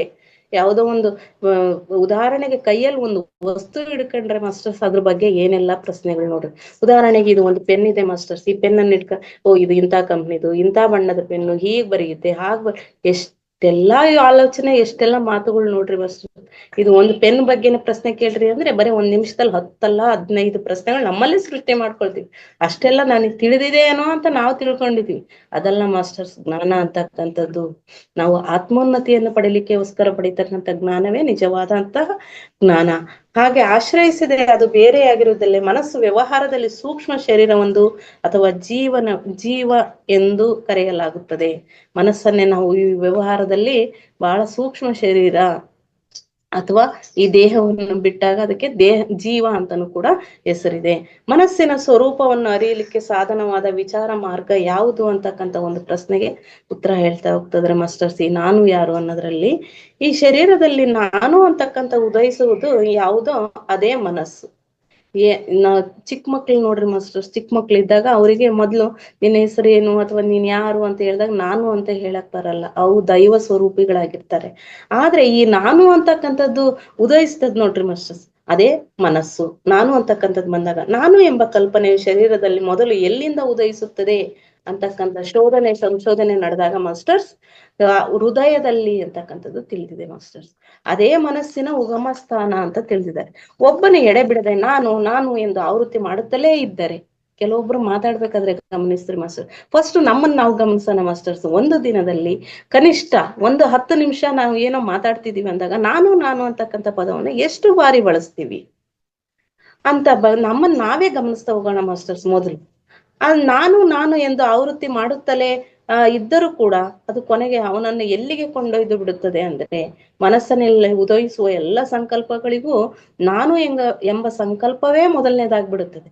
ಇದು ಮೊದಲು ಉದಯಿಸಿದ ಬಳಿಕವೇ ಇತರ ಎಲ್ಲ ಸಂಕಲ್ಪಗಳು ಉದಯಿಸುತ್ತವೆ. ಏನೇ ಮಾಡಿದ್ರು ಕೂಡ ಅದನ್ನ ಮಾಡಿದ್ ನಾನೇ, ಇದನ್ನ ತಂದಿದ್ ನಾನೇ, ಅದನ್ನ ಕೊಟ್ಟಿದ್ ನಾನೇ, ಅದು ನನ್ನಿಂದನೇ ಆಗಿದ್ದು ನಾನು ಅಂತಕ್ಕಂಥದ್ದನ್ನ ಮೊದಲು ಮಾಡಿ ಹೇಳ್ತಾ ಹೋಗ್ತಾರೆ. ಅಥವಾ ಹೇಳಿದ್ದನ್ನ ಆದ್ಮೇಲೆ ಅದನ್ನೆಲ್ಲ ಮಾಡಿದ್ ನಾನೇ ಅಂತಕ್ಕಂಥದ್ದನ್ನು ಕೂಡ ಹೇಳ್ತಾರೆ. ನಾನು ಎಂದು ಉದಯಿಸಿದ ಬಳಿಕ ನೀನು ಮತ್ತೆ ಅವನು ಎಂಬುದು ತೋರಿಕೊಳ್ಳುತ್ತದೆ. ಅದಾದ್ಮೇಲೆ ಬೇರೆಯವರು ಅದು ನೀನಾ, ಅದು ಅವರ ಅಂತಕ್ಕಂಥದ್ದು ತೋರಿಸ್ತದು. ನಾನು ಎಂಬ ಉತ್ತಮ ಪುರುಷನಿಲ್ಲದೆ ನೀನು ಮತ್ತು ಅವನು ಎಂಬ ಪ್ರಥಮ ಮತ್ತು ಮಧ್ಯಮ ಪುರುಷಗಳು ಇರಲಿಕ್ಕೆ ಸಾಧ್ಯನೇ ಇಲ್ಲ. ಅದಕ್ಕೋಸ್ಕರ ನಾವು ಪ್ರತಿ ಕ್ಷಣನು ನಾನು ಅಂತಕ್ಕಂಥ ಪದವನ್ನ ಎಷ್ಟು ಬಾರಿ ಬಳಸ್ತೀವಿ. ಆ ನಾನು ಅಂತಕ್ಕಂಥ ಪದ ಇರೋದು ಎಲ್ಲಿಂದ ಸೃಷ್ಟಿ ಆಯ್ತು ಅಂತ ಮನಸ್ಸನ್ನ. ಅದಕ್ಕೋಸ್ಕರ ನಾವು ನಾನು ಪದ ಬಳಸ್ತಿದೀವಿ ಅಂದ್ರೆ ನಾವು ಮನಸ್ಸಿನ ಮಾತಿನಲ್ಲೇ ಇದೀವಿ ಅಂತ ತಿಳ್ಕೊಬೇಕು ಮಾಸ್ಟರ್ಸ್. ಅದಕ್ಕೋಸ್ಕರ ಮನಸ್ಸನ್ನ ಸುಷುಪ್ತ ಕೊಡ್ಬೇಕಂದ್ರೆ ಪ್ರತಿ ಕ್ಷಣನು ಪ್ರತಿಯೊಂದು ಪದನು ನಾವು ಮಾತಿನಲ್ಲಿ ಬಳಸ್ತಕ್ಕಂಥ ಪ್ರತಿ ಪದಗಳ ಕಡೆನೂ ಕೂಡ ಹೆಚ್ಚಿನ ಸ್ಥಿತಿಯಲ್ಲಿ ಗಮನದಲ್ಲಿ ಇರ್ಬೇಕು ಮಾಸ್ಟರ್ಸ್. ನಂತರ ಮನಸ್ಸನ್ನ ಇಲ್ಲವಾಗುವುದು ಹೇಗೆ ಅಂತ ಅಂದಾಗ, ನಾನು ಯಾರು ಎಂಬ ಚಿಂತನೆ, ನಾನು ಯಾರು ಎಂದು ನಿರಂತರವಾಗಿ ಶೋಧಿಸುವುದರಿಂದ, ಅದೇ ಹೇಳಿದ್ವಲ್ಲ ಮಾಸ್ಟರ್ಸ್, ನಾನು ಯಾರು ಅನ್ನೋದನ್ನ ನಾವು ವಿಜ್ಞಾನಿಗಳಾಗ್ಬೇಕು. ಅದ್ರ ಬಗ್ಗೆ ಜ್ಞಾನ ತಿಳಿತಾ ಹೋದಾಗ ತಂತಾನೆ ವಿಜ್ಞಾನಿಗಳಾಗ್ತೀವಂತ ಈಗಾಗಲೇ ತಿಳಿದಿದೀವಲ್ಲ ಮಾಸ್ಟರ್ಸ್. ಆ ತರ ನಾನು ಯಾರು ಅಂತಕ್ಕಂಥದ್ದನ್ನ ಶೋಧನೆ ಮಾಡ್ತಾ ಹೋಗ್ದಾಗ, ಅದರ ಬಗ್ಗೆ ಜ್ಞಾನವನ್ನ ತಿಳಿತಾ ಹೋದಾಗ ಆ ಮನಸ್ಸು ಅಂತಕ್ಕಂಥದ್ದು ಇಲ್ಲವಾಗುತ್ತದೆ. ಮೊದಲೇ ಹೇಳಿದ್ವಲ್ಲ ಮಾಸ್ಟರ್ಸ್, ಈ ಶರೀರಕ್ಕೆ ಸಂಬಂಧಪಟ್ಟಂತೆ ಇದಕ್ ನಾನಲ್ಲ ಅಂತ ಎಲ್ಲ ಅವನ್ನೆಲ್ಲ ವಾಶ್ ಔಟ್ ಮಾಡ್ತಾ ಬಂದಂಗ ಶುದ್ಧ ನಾನು ಯಾರು ಅಂತಕ್ಕಂಥದ್ದು ಸಿಗ್ತದೆ. ನಾನು ಯಾರು ಎಂಬ ಚಿಂತನೆಯ ಈ ತರ ಎಲ್ಲ ಆಲೋಚನೆಗಳನ್ನು ನಾಶಗೊಳಿಸಿ ಶವವನ್ನು ಸುಡಲು ಉಪಯೋಗಿಸುವ ಕಟ್ಟಿಗೆ ಅಂತೆ ಕೊನೆಗೆ ತಾನು ನಾಶವಾಗಿ ಬಿಡುತ್ತದೆ. ಬಳಿಕ ಆ ನಾನು ಅಂತಕ್ಕಂಥ ಅಂಶ ನಾಶವಾದಾಗ, ಕಟ್ಟಿಗೆ ಅಂತ ಸುಟ್ಟು ಬೂದಿಯಾದಾಗ, ಅದರಲ್ಲಿ ಹೇಳಿದಿವಲ್ಲ ಮಾಸ್ಟರ್ಸ್, ಅಹಂಕಾರ ಅಂತಕ್ಕಂಥದ್ದು ನಾವು ಬೀಗುವುದನ್ನ ಬಿಟ್ಟು ಬಾಗುವುದನ್ನ ಕಲಿತಾಗ, ನಮ್ಮ ಅಹಂಕಾರ ಅಂತಕ್ಕಂಥದ್ದು ನಾಶವಾದಾಗ ನಮ್ಮ ಸತ್ಯ ಸ್ವರೂಪ ದರ್ಶನವಾಗುತ್ತದೆ. ನಾನು ಯಾರು ಎಂಬ ವಿಚಾರ ಮಾರ್ಗದಲ್ಲಿ ಶೋಧನೆಯನ್ನು ಎಡೆಬಿಡದೆ ಕೈಗೊಳ್ಳೋದು ಹೇಗೆ? ಈಗ ಹೇಳಿದ್ವಿ ನಾನು ಅಂತಕ್ಕಂಥದ್ದನ್ನು ಬಿಡ್ಬೇಕು ಅಂತ ತಿಳ್ಕೊಂಡ್ವಿ. ಆ ಬಿಡೋದನ್ನ ಹೇಗೆ ಅಂತ ನೋಡ್ತಾ ಹೋದಾಗ, ಈ ನಾನು ಯಾರು ಅಂತಕ್ಕಂಥ ಶೋಧನೆಯನ್ನ ಮಾಡ್ತಾ ಹೋಗ್ಬೇಕಾದ್ರೆ ಸಂಕಲ್ಪಗಳು ಮತ್ತೆ ಮತ್ತೆ ಮತ್ತೆ ಉಂಟಾಗ್ತಿದ್ದರೂ ಅವುಗಳನ್ನ ಹಿಂಬಾಲಿಸ್ತಾ ಹೋಗ್ಬೋದು. ಆಲೋಚನೆಗಳು ಬರ್ತಾ ಇದ್ರು ಕೂಡ ಅದ್ರಗುಂಟ ಹೋಗ್ಬೇಡ್ರಿ. ಏನೋ ಒಂದು ಘಟನೆ ನಡೆದಿರ್ತದೆ, ಅದ್ರ ಬಗ್ಗೆನೆ ಯೋಚನೆ ಮಾಡೋದು, ಅಥವಾ ಧ್ಯಾನಕ್ಕೆ ಕೂತ್ಕೊಂಡಾಗ ಆಲೋಚನೆಗಳು ಪದೇ ಪದೇ ಬರ್ತದೆ, ಬೇಡ, ಬರ್ತದಾ? ಓಕೆ, ಜಸ್ಟ್ ಸಾಕ್ಷಿಭೂತರಾಗ್ರಿ. ಆ ಆಲೋಚನೆ ಬರ್ತಾ ಇದೆಯಾ? ಸರಿ, ಬಾ ಹೋಗು, ಅದೆಲ್ಲಿಗೆ ಹೋಗ್ತಿದ್ಯಾ ಹೋಗು, ಇದು ನನ್ನದಲ್ಲ ಆಲೋಚನೆ, ನನಗ್ ಬೇಕಾಗಿಲ್ಲ, ಈ ಸಮಯದಲ್ಲಿ ಆ ಆಲೋಚನೆ ನನಗ್ ಸಂಬಂಧಪಟ್ಟಿಲ್ಲ ಅನ್ನೋ ರೀತಿ ಸಾಕ್ಷಿ ರೂಪದಲ್ಲಿ ಇರ್ಬೇಕು. ಆಗ ತಂತಾನೇ ಆ ಆಲೋಚನೆ ಹೋಗ್ತದೆ. ಅವುಗಳನ್ನ ನಾವು ಹಿಂಬಾಲಿಸಬಾರ್ದಷ್ಟೇ. ಈ ಸಂಕಲ್ಪಗಳು ಯಾರಿಗೆ ಉಂಟಾಗ್ತಿದೆ ಅಂತ ವಿಚಾರ ಮಾಡ್ಕೋಬೇಕು. ಈ ಬರ್ತಾ ಇತ್ತಲ್ಲ ಈ ಆಲೋಚನೆ ಯಾರಿಗೋಸ್ಕರ ಅಂತ ವಿಚಾರಿಸ್ಬೇಕು.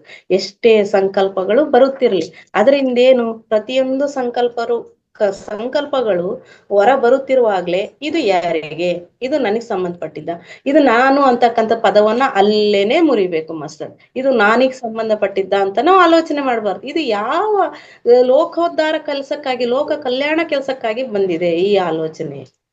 ಇದರ ಅವಶ್ಯಕತೆ ಈ ಸಮಯದಲ್ಲಿ ಇದೆಯಾ ಮಾಸ್ಟರ್ಸ್? ಪ್ರಾರಂಭದಲ್ಲಿ ಬಾಯ್ ಬಿಟ್ಟೆ ಹೇಳ್ಕೊಳ್ರಿ ಮಾಸ್ಟರ್ಸ್. ನಿಮ್ಗೆ ಆತರ ಏನಾದ್ರೂ ಪದೇ ಪದೇ ಆಲೋಚನೆಗಳು ನಿಮಗೆ ಗಾಢವಾಗಿ ನಿಮ್ಮನ್ನು ಪೀಡಿಸ್ತಿದ್ದೆ ಆದ್ರೆ ಈ ಆಲೋಚನೆ, ಈ ಸಮಯದಲ್ಲಿ ಈ ಆಲೋಚನೆ ಬೇಕಾ, ಅವಶ್ಯಕತೆ ಇದೆಯಾ ಅಂತ ಹೇಳ್ಬಿಟ್ಟು ಬಾಯ್ ಬಿಟ್ಟೆ ಹೇಳ್ಕೊಳ್ಳಿ ಮಾಸ್ಟರ್ಸ್ ನಿಮಗ್ ನೀವೇ.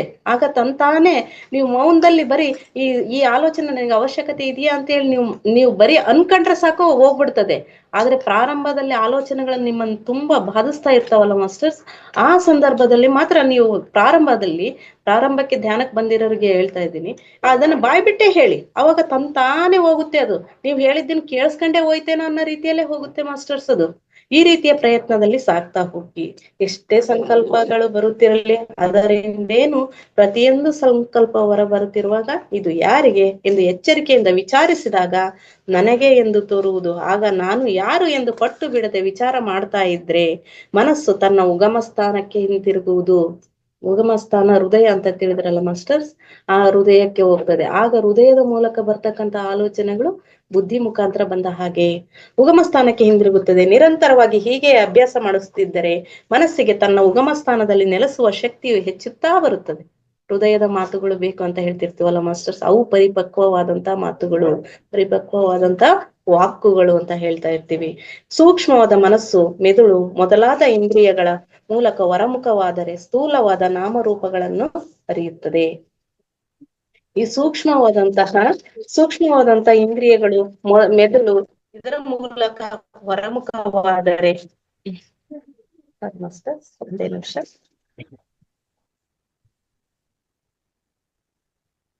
ಹೊರಮುಖವಾದರೆ ಸ್ಥೂಲವಾದ ನಾಮರೂಪಗಳನ್ನ ಅರಿತಾ ಹೋಗ್ತದೆ. ಅದು ಹೃದಯದಲ್ಲೇ ನೆಲೆ ನಿಂತರೆ ಆಗ ನಾಮರೂಪಗಳು ಮರೆಯಾಗುವುದು.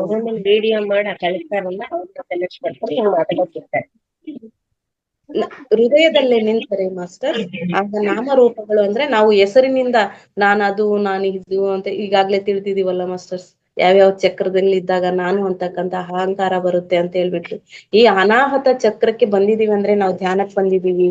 ಈ ಅನಾಹತ ಚಕ್ರದಿಂದ ಬರ್ತಕ್ಕಂಥ ಮಾತುಗಳು, ಮನಸ್ಸು ಅಂತಕ್ಕಂಥದ್ದು ಅಲ್ಲಿ ಸ್ತಬ್ಧ ಆಯ್ತು ಅಂದ್ರೆ ನಾವು ಹೆಸರಿನಿಂದ ಗುರುತಿಸ್ಕೊಳ್ತಕ್ಕಂಥದ್ದು ಮರೆಯಾಗುತ್ತದೆ. ಹೊರಮುಖವಾಗಿ ಹರಿಯುವ ಮನಸ್ಸನ್ನ ಹಿಂತಿರುಗಿಸಿ ಹೃದಯದಲ್ಲಿ ನೆಲೆಸುವುದನ್ನೇ ಅಂತರ್ಮುಖ ಎಂದು ಕರೆಯಲಾಗುತ್ತದೆ. ಈ ಏನು ಇಷ್ಟು ದಿನ ನಾವು ಹೊರಗಿನ ಪ್ರಪಂಚವನ್ನ ನೋಡ್ಬಿಟ್ಟು, ವಸ್ತುಗಳನ್ನು, ಬಾಹ್ಯ ವಸ್ತುಗಳನ್ನ ನೋಡ್ಬಿಟ್ಟು ಅದ್ರ ಬಗ್ಗೆನೆ ಮಾತಾಡ್ತಾ, ಅದ್ರ ಬಗ್ಗೆನೆ ಆಲೋಚನೆ ಮಾಡ್ತಾ ಇರ್ತಲ್ಲ ಮನಸ್ಸು, ಅದನ್ನ ಅಂತರ್ಮುಖ ಮಾಡ್ಬೇಕು ಅಂದ್ರೆ ಹೃದಯದಲ್ಲಿ ನೆಲೆಸೋ ತರ ಮಾಡಿದ್ದೇ ಆದ್ರೆ ಮಾಸ್ಟರ್ಸ್, ಅಂತರ್ಮುಖ ಪ್ರಯಾಣಕ್ಕೆ ತೊಡಗಿಸಿದ್ದೇ ಆದ್ರೆ, ಹೃದಯದಲ್ಲೇ ನೆಲೆಸಿರುವಂತೆ ಮಾಡಿದ್ದೇ ಆದ್ರೆ ಸಂಕಲ್ಪ ವಿಕಲ್ಪಗಳಿಗೆ ಕಾರಣವಾಗಿರ್ತಕ್ಕಂಥ ಈ ನಾನು ಎಂಬ ಅಹಂಕಾರವು ವಿಲೀನವಾಗಿ ಸದಾ ಇರುವ ಸ್ವಸ್ವರೂಪವಾದ ಆತ್ಮವೇ ಬೆಳಗುತ್ತಿರುತ್ತದೆ. ಈ ಹೃದಯದಲ್ಲಿ ಮನಸ್ಸು ಅಂತಕ್ಕಂಥದ್ದು ಏನಾದ್ರೂ ವಿಲೀನವಾದ್ರೆ ಆತ್ಮ ಸ್ವರೂಪ ಅಂತಕ್ಕಂಥದ್ದು ತಂತಾನೇನೆ ಬೆಳಗುತ್ತದೆ. ಮಾಡುವ ಎಲ್ಲ ಕಾರ್ಯಗಳನ್ನು ನಾನು ಎನ್ನುವ ಅಹಂಕಾರವಿಲ್ಲದವನಾಗಿ ಮಾಡಬೇಕು. ಆಗ ಯಾವ ಅಂಶ ಪ್ರಾರಂಭ ಆಗುತ್ತದೆ? ನಮ್ಮಲ್ಲಿ ಅಹಂಕಾರ ಅಂತಕ್ಕಂಥದ್ದು ಕಟ್ಟಿಗೆ ಅಂತ ಸುಟ್ಟು ಭಸ್ಮವಾಗಿ ನಾನು ಅಂತಕ್ಕಂಥ ಅಹಂಭಾವವೇ ಇಲ್ಲವಾದಾಗ ಎಲ್ಲ ಕಾರ್ಯಗಳು ಕೂಡ ಶಿವನ ಸ್ವರೂಪವಾಗಿಯೇ, ಭಗವಂತನ ಸ್ವರೂಪವಾಗಿಯೇ, ಆತ್ಮ ಸ್ವರೂಪವಾಗಿಯೇ ಕಾಣುತ್ತದೆ. ಕೊನೆಯ 1 ನಿಮಿಷ ಮೇಡಮ್. ಓಕೆ ಸರ್, ಹಾಗಾದ್ರೆ ಇಲ್ಲಿ ಸ್ಟಾಪ್ ಮಾಡ್ತೀನಿ ತಗೊಳ್ಳಿ ಸರ್. ಓಕೆ ಸರ್, ಇದುವರೆಗೂ ಈ ವೇದಿಕೆಯಲ್ಲಿ ಜ್ಞಾನವನ್ನ ಹಂಚ್ಲಿಕ್ಕೆ ನನಗೆ ತಿಳಿದಂತ ಯಾರು ಅನ್ನೋದ್ರ ಬಗ್ಗೆ ಇನ್ನು ಸಾಕಷ್ಟು ಇದೆ. ಸಮಯ ಸಿಕ್ಕಾಗ ಇನ್ನು ಮುಂದಿನ ವಿಷಯವನ್ನ ತಿಳಿಲಿಕ್ಕೆ ಪ್ರಯತ್ನ ಮಾಡೋಣ ಮಾಸ್ಟರ್. ಇಷ್ಟು ಸಮಯಾವಕಾಶ ಮಾಡಿಕೊಟ್ಟಂತ ವೇದಿಕೆಗೆ, ನನ್ನ ತಂದೆ ತಾಯಿಗಳಿಗೆ, ಎಲ್ಲರಿಗೂ ಇದುವರೆಗೆ ಕೇಳಿದಂತ ಎಲ್ಲ ನನ್ನ ದೇವರುಗಳು ನಮಿಸುತ್ತಾ thank you so much sir. Yes sir, thank you madam, thank you. ಒಂದ್ ಕಡೆ ದಾಸರು ಹೇಳ್ತಾರೆ, ನಾನಾರೆಂಬುದು ನಾನಲ್ಲ, ಈ ಮಾನುಸ ಜನ್ಮವೇ ನಾನಲ್ಲ, ನಾನಾರೆಂಬುದೇ ಬ್ರಹ್ಮ ಸದಾ ಶಿವ, ನೀ ತಿಳಿಯದ ಈ ಜಗವಿಲ್ಲ ಅನ್ನಂಗೆ ಅದಕ್ಕ ಸಮಾನ ತರ ನಿಮ್ಮ ಒಂದು ವಾಚನ ಇತ್ತು. ಅದ್ಭುತವಾಗಿರ್ತಕ್ಕಂಥದ್ದು, ಕೇಳ್ತಾನೆ ಇರ್ಬೇಕು ಅನ್ಸುತ್ತೆ ಮೇಡಮ್. ನಿಮ್ಮ ಧ್ವನಿ ವಾಚನ ಮಾಡ್ತಕ್ಕಂತ ರೀತಿ ಚೆನ್ನಾಗಿತ್ತು. ಎಲ್ಲರ ಪರವಾಗಿ ತುಂಬಾ ತುಂಬಾ ಅಭಿನಂದನೆಗಳು ತಮಗೆ. Thank you sir, thank you so much sir, thank you. Yes sir. Madhura madam, ತಮ್ಗೆ ಅಂದಾಜ್ ಎಷ್ಟು ಬೇಕಾಗ್ಬೋದು ಟೈಮು? 10-15 ನಿಮಿಷ ಸಾಕಾಗತ್ತಾ? ಹಾ ಸರ್, 15 ನಿಮಿಷದಲ್ಲಿ ಮುಗಿಸ್ತೀನಿ. ನಂದು ಅಂದ್ರೆ ಒಂದು ಇದ್ ಹೇಳ್ತೀನಿ, ಮನೆ ಮದ್ದು ತರನೇ ಹೇಳ್ಬಿಡ್ತೀನಿ ಸರ್, ಯಾಕಂದ್ರೆ ಬೇರೆ ವಿಷಯ ತಗೊಂಡ್ರೆ ಟೈಮ್ ಆಗ್ಬಿಡ್ತಾರೆ. Okay, thank you masters. ಎಲ್ಲರ ಪರವಾಗಿ ಇವತ್ತು ಮುಂದಿನ ಒಂದು ಸೆಷನ್ ನಡೆಸಲಿಕ್ಕೆ ಮಧುರಾ ಮೇಡಮ್ ಅವ್ರನ್ನ ಇನ್ವೈಟ್ ಮಾಡ್ತಾ ಇದೀವಿ. ಸಂಕ್ಷಿಪ್ತವಾಗಿ ಅವ್ರು 10 ನಿಮಿಷದಲ್ಲಿ ಮುಗಿಸ್ತಾರೆ. ತದನಂತರ ಒಂದು 10 ನಿಮಿಷ ಶೇರಿಂಗ್ ಮಾಡ್ಕೊಡೋಣ. Yes, welcome madam. ಎಲ್ಲರ ಪರವಾಗಿ ತಮಗೆ ಈ ಒಂದು ಕಾರ್ಯಕ್ರಮಕ್ಕೆ ಸ್ವಾಗತ. Thank you. ಯಾರ್ದೋ ಇದು ಸೌಂಡ್ ಕೇಳ್ತಾ ಇದೆ ಸರ್, ಅಲ್ಲಿ ನೋಡಿ. ಎಲ್ರಿಗೂ ನಮಸ್ಕಾರ. ಮಧ್ಯಾಹ್ನದ ಸೆಷನ್ಗೆ ಎಲ್ಲರಿಗೂ ಮತ್ತೊಮ್ಮೆ ನಮಸ್ಕಾರಗಳು ಹೇಳ್ತೀನಿ. ಹಾಗೆಯೇ ಪತ್ರಿಜಿಯವರಿಗೂ ಹಾಗೂ ರಂಗನಾಥ್ ಸರ್ ಅವರಿಗೂ ಪ್ರಣಾಮಗಳನ್ನು ತಿಳಿಸ್ತೀನಿ. ಇವತ್ತು ನಾನು ತಗೊಂಡಿದ್ದು ವಿಷಯ ನೆನಪಿಡಿ, ಈ ಔಷಧಿ ನೆನಪನ್ನು ವೃದ್ಧಿಸುತ್ತೆ ಅಂತ. ಯಾವುದು ಅಂತ ನಿಮಗೆ ಗೊತ್ತಾಗಿರ್ಬೋದು. ಇದೇನ್ ಮೇಡಮ್ ಅಪ್ಪ ಯಾವಾಗ ನೋಡ್ಲು ಬರ್ತಾರೆ, ಪ್ರತಿ ಸರಿ ಬಂದು ಬಂದು ಬಂದು ಒಂದೊಂದು ಹೇಳಿ ಹೋಗ್ತಾರೆ ಅಂತ ಅನ್ಕೋಬೇಡಿ. ನನ್ ಕೆಲ್ಸನೇ ಅದು. ಪ್ರತಿದಿನ ಬರ್ತೀನಿ, ಒಂದೊಂದು ಯಾವ್ದಾದ್ರು ಒಂದು ವಿಷಯ ಹೇಳ್ತೀನಿ, ಹೋಗ್ತೀನಿ.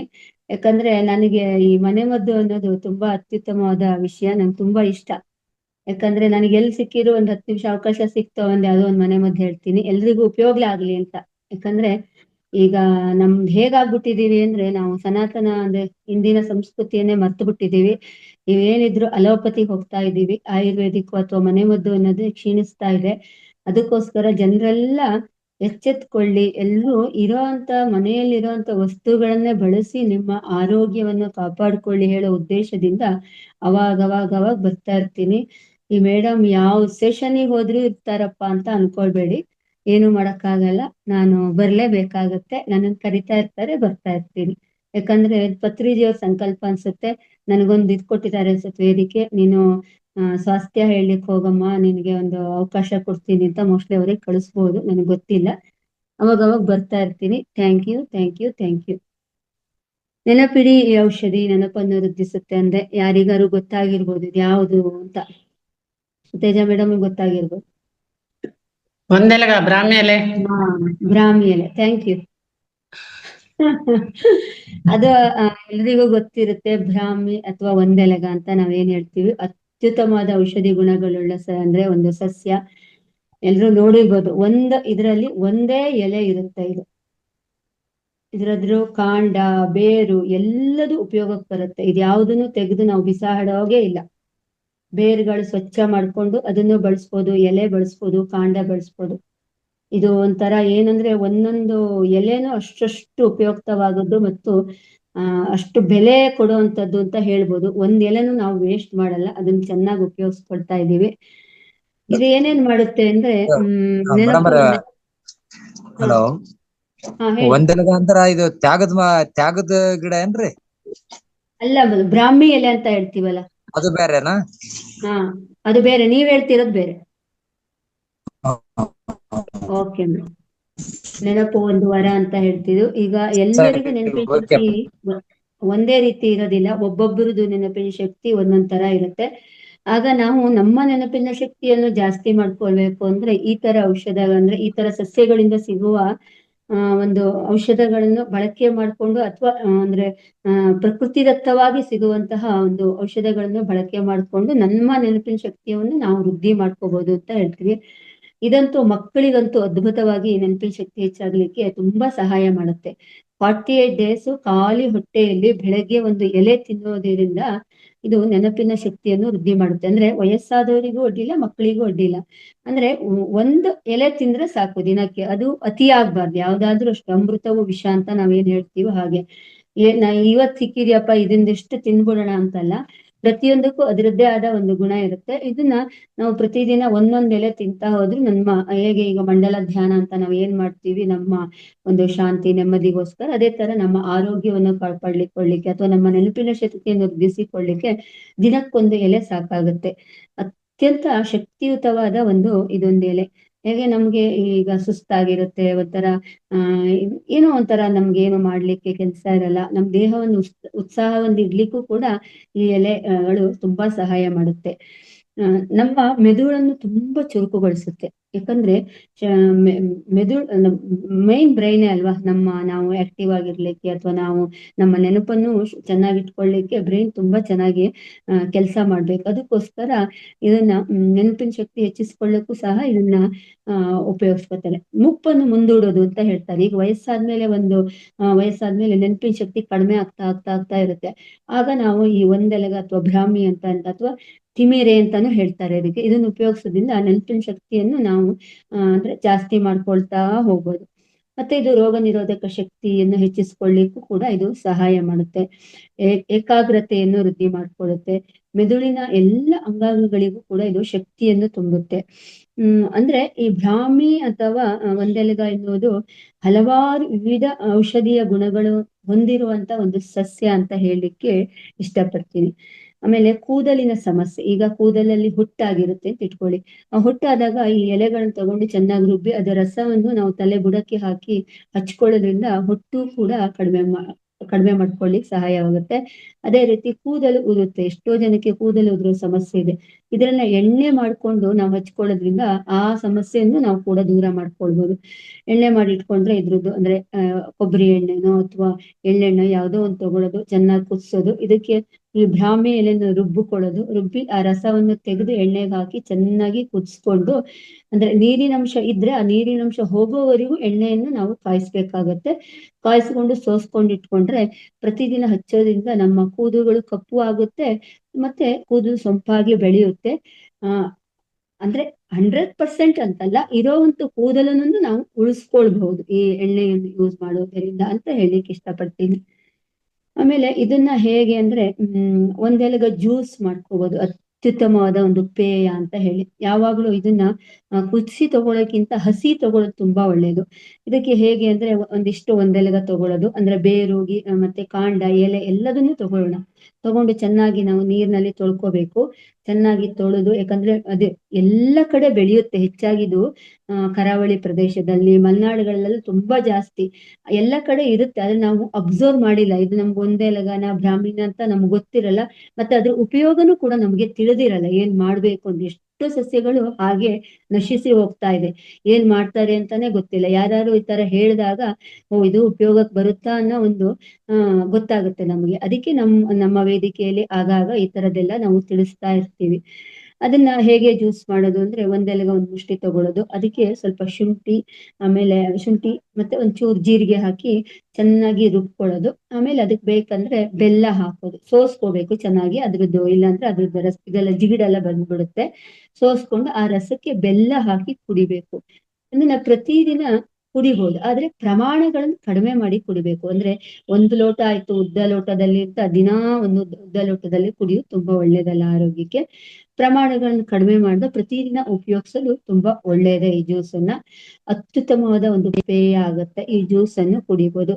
ಇದರಿಂದ ತಂಬುಳಿ ಮಾಡ್ಕೋಬಹುದು, ಚಟ್ನಿ ಮಾಡ್ಕೊಳ್ಬಹುದು. ಅಂದ್ರೆ ಇದನ್ನ ಹಸಿಯಾಗಿ ಬಳಸಿದಷ್ಟು ನಮ್ಮ ಆರೋಗ್ಯಕ್ಕೆ ತುಂಬಾ ಸಹಾಯ ಮಾಡುತ್ತೆ. ಅಂದ್ರೆ ನಾವು ಅದನ್ನ ಅಂದ್ರೆ ಈಗ ಹುರಿದು ಅಥವಾ ಅದನ್ನ ಕಷಾಯ ರೂಪದಲ್ಲಿ ಸೇವಿಸೋಕ್ಕಿಂತ ಅದನ್ನ ಹಸಿಯಾಗಿ ಬಳಸೋದು ತುಂಬಾ ಒಳ್ಳೇದು. ಆಮೇಲೆ ಇದನ್ನ ಲೇಹ ಅಂದ್ರೆ ಒಂದೆಲಗದ ಲೇಹ ಅಂತ ಇದು ಮಕ್ಕಳಿಗೆ ಅತ್ಯುತ್ತಮವಾಗಿ ಕೆಲಸ ಮಾಡುತ್ತೆ. ಮಕ್ಕಳು ತುಂಬಾ ಪ್ರೀತಿಯಿಂದ ತಿಂತಾರೆ. ಆಮೇಲೆ ಮಕ್ಕಳು ಅಂತಲ್ಲ, ನಾವು ದೊಡ್ಡವರು ಸಹ ಈ ಒಂದೆಲಗ ಲೇಹವನ್ನು ಮಾಡಿಟ್ಕೊಂಡ್ರೆ ತುಂಬಾ ದಿನದವರೆಗೂ ನಾವು ಬಳಸಬಹುದು ಇದನ್ನ. ತುಂಬಾ ಇಲ್ಲ ನಮಗೊಂದು ಸ್ವಲ್ಪ ಜಾಸ್ತಿ ಸಿಕ್ತಪ್ಪ ಒಂದೆಲಗ, ಅದನ್ನ ಹಾಳು ಮಾಡುವ ಬದಲು ಲೇಹವನ್ನು ಮಾಡಿಟ್ಕೋಬಹುದು. ಲೇಹ ಹೇಗೆ ಅಂದ್ರೆ ಅದ್ಭುತವಾಗಿ ಬೆಳಗ್ಗೆ ಎದ್ದ ತಕ್ಷಣ ಮಕ್ಕಳಿಗೆ ಅದು ಅಂದ್ರೆ ಸ್ವಲ್ಪ ಸ್ವೀಟ್ ಆಗಿ ಇರುತ್ತೆ, ಕೊಟ್ಬಿಟ್ರೆ ಒಂಚೂರು ಒಂದ್ ಸ್ಪೂನ್ ಕೊಟ್ರೆ ಮಕ್ಕಳು ತುಂಬಾ ಪ್ರೀತಿಯಿಂದ ತಿಂತಾರೆ. ಯಾವುದೋ ಅಂಗಡಿಯಲ್ಲಿ ಸಿಗೋ ಯಾವುದೋ ಒಂದು ಲೇಹ ತಂದು ನಮ್ಮ ಮಕ್ಕಳು ಜಾಣರಾಗ್ಲಿ, ಅವ್ರಿಗೆ ನೆನಪಿನ ಶಕ್ತಿ ಬರ್ಲಿ ಅಥವಾ ಅವ್ರಿಗೆ ಶಕ್ತಿ ವೃದ್ಧಿ ಆಗ್ಲಿ ಅಂತ ನಾವು ಕೊಡ್ತಾ ಇರ್ತೀವಿ. ಆದ್ರೆ ನಮ್ಮ ಕಾಲಬುಡದಲ್ಲೇ ನಮಗೆ ಬೇಕಾದಷ್ಟು ಔಷಧಿ ಕೊಡುವಂತ ಅಂದ್ರೆ ನಮ್ಮ ಶಕ್ತಿಯನ್ನು ಹೆಚ್ಚಿಸಿಕೊಡುವಂತ ಗುಣಗಳಿದೆ. ನಾವು ಅದನ್ನೆಲ್ಲ ನೋಡೋದೇ ಇಲ್ಲ. ನಮ್ಗೆ ಏನು ಹೊರಗಡೆ ಸಿಗುವಂತಹ ಸಿಗುವಂತ ವಸ್ತುಗಳ ಮೇಲೆ ನಮಗ್ ಪ್ರೀತಿ ಜಾಸ್ತಿ, ವ್ಯಾಮೋಹ ಅದ್ರ ಬಗ್ಗೆ. ಅದು ಅವ್ರು ಹೇಳಿದಾರಪ್ಪ ಅದ್ರಲ್ಲಿ ಇಷ್ಟು ಅಂಶ ಇರ್ಬೋದು, ಚೆನ್ನಾಗಾಗ್ಬೋದು ನಮ್ ದೇಹಕ್ಕೆ ಅಂತ. ಅದ್ರ ಬದಲು ನಾವು ಮನೆಯಲ್ಲೇ ಆ ಲೇಹವನ್ನು ಮಾಡ್ಕೊಳ್ಳುವುದು. ಒಂದೆಲಗದ ಲೇಹ. ಒಂದೆಲಗದ ಲೇಹ ಮಾಡೋದು ಹೇಗೆ ಅಂದ್ರೆ ಒಂದೆಲೆ ಎಷ್ಟು ಸಿಕ್ಕುತ್ತಾ ಪರವಾಗಿಲ್ಲ, ಅಷ್ಟು ಬೇರು, ಕಾಂಡ, ಎಲೆ ಎಲ್ಲದನ್ನು ತಕ್ಕೊಳ್ಳಿ, ಚೆನ್ನಾಗಿ ತೊಳ್ಕೊಳ್ಳಿ, ಮಿಕ್ಸಿಯಲ್ಲಿ ರುಬ್ಕೊಳ್ಳಿ. ನೀರ್ ಹಾಗೆ ರುಬ್ಬೋದು ಒಳ್ಳೇದು. ಹಾಗೆ ರುಬ್ಬಲ್ಲ, ಅದು ಸ್ವಲ್ಪ ನೀರ್ ಹಾಕೊಳ್ಳೇಬೇಕಾಗುತ್ತೆ.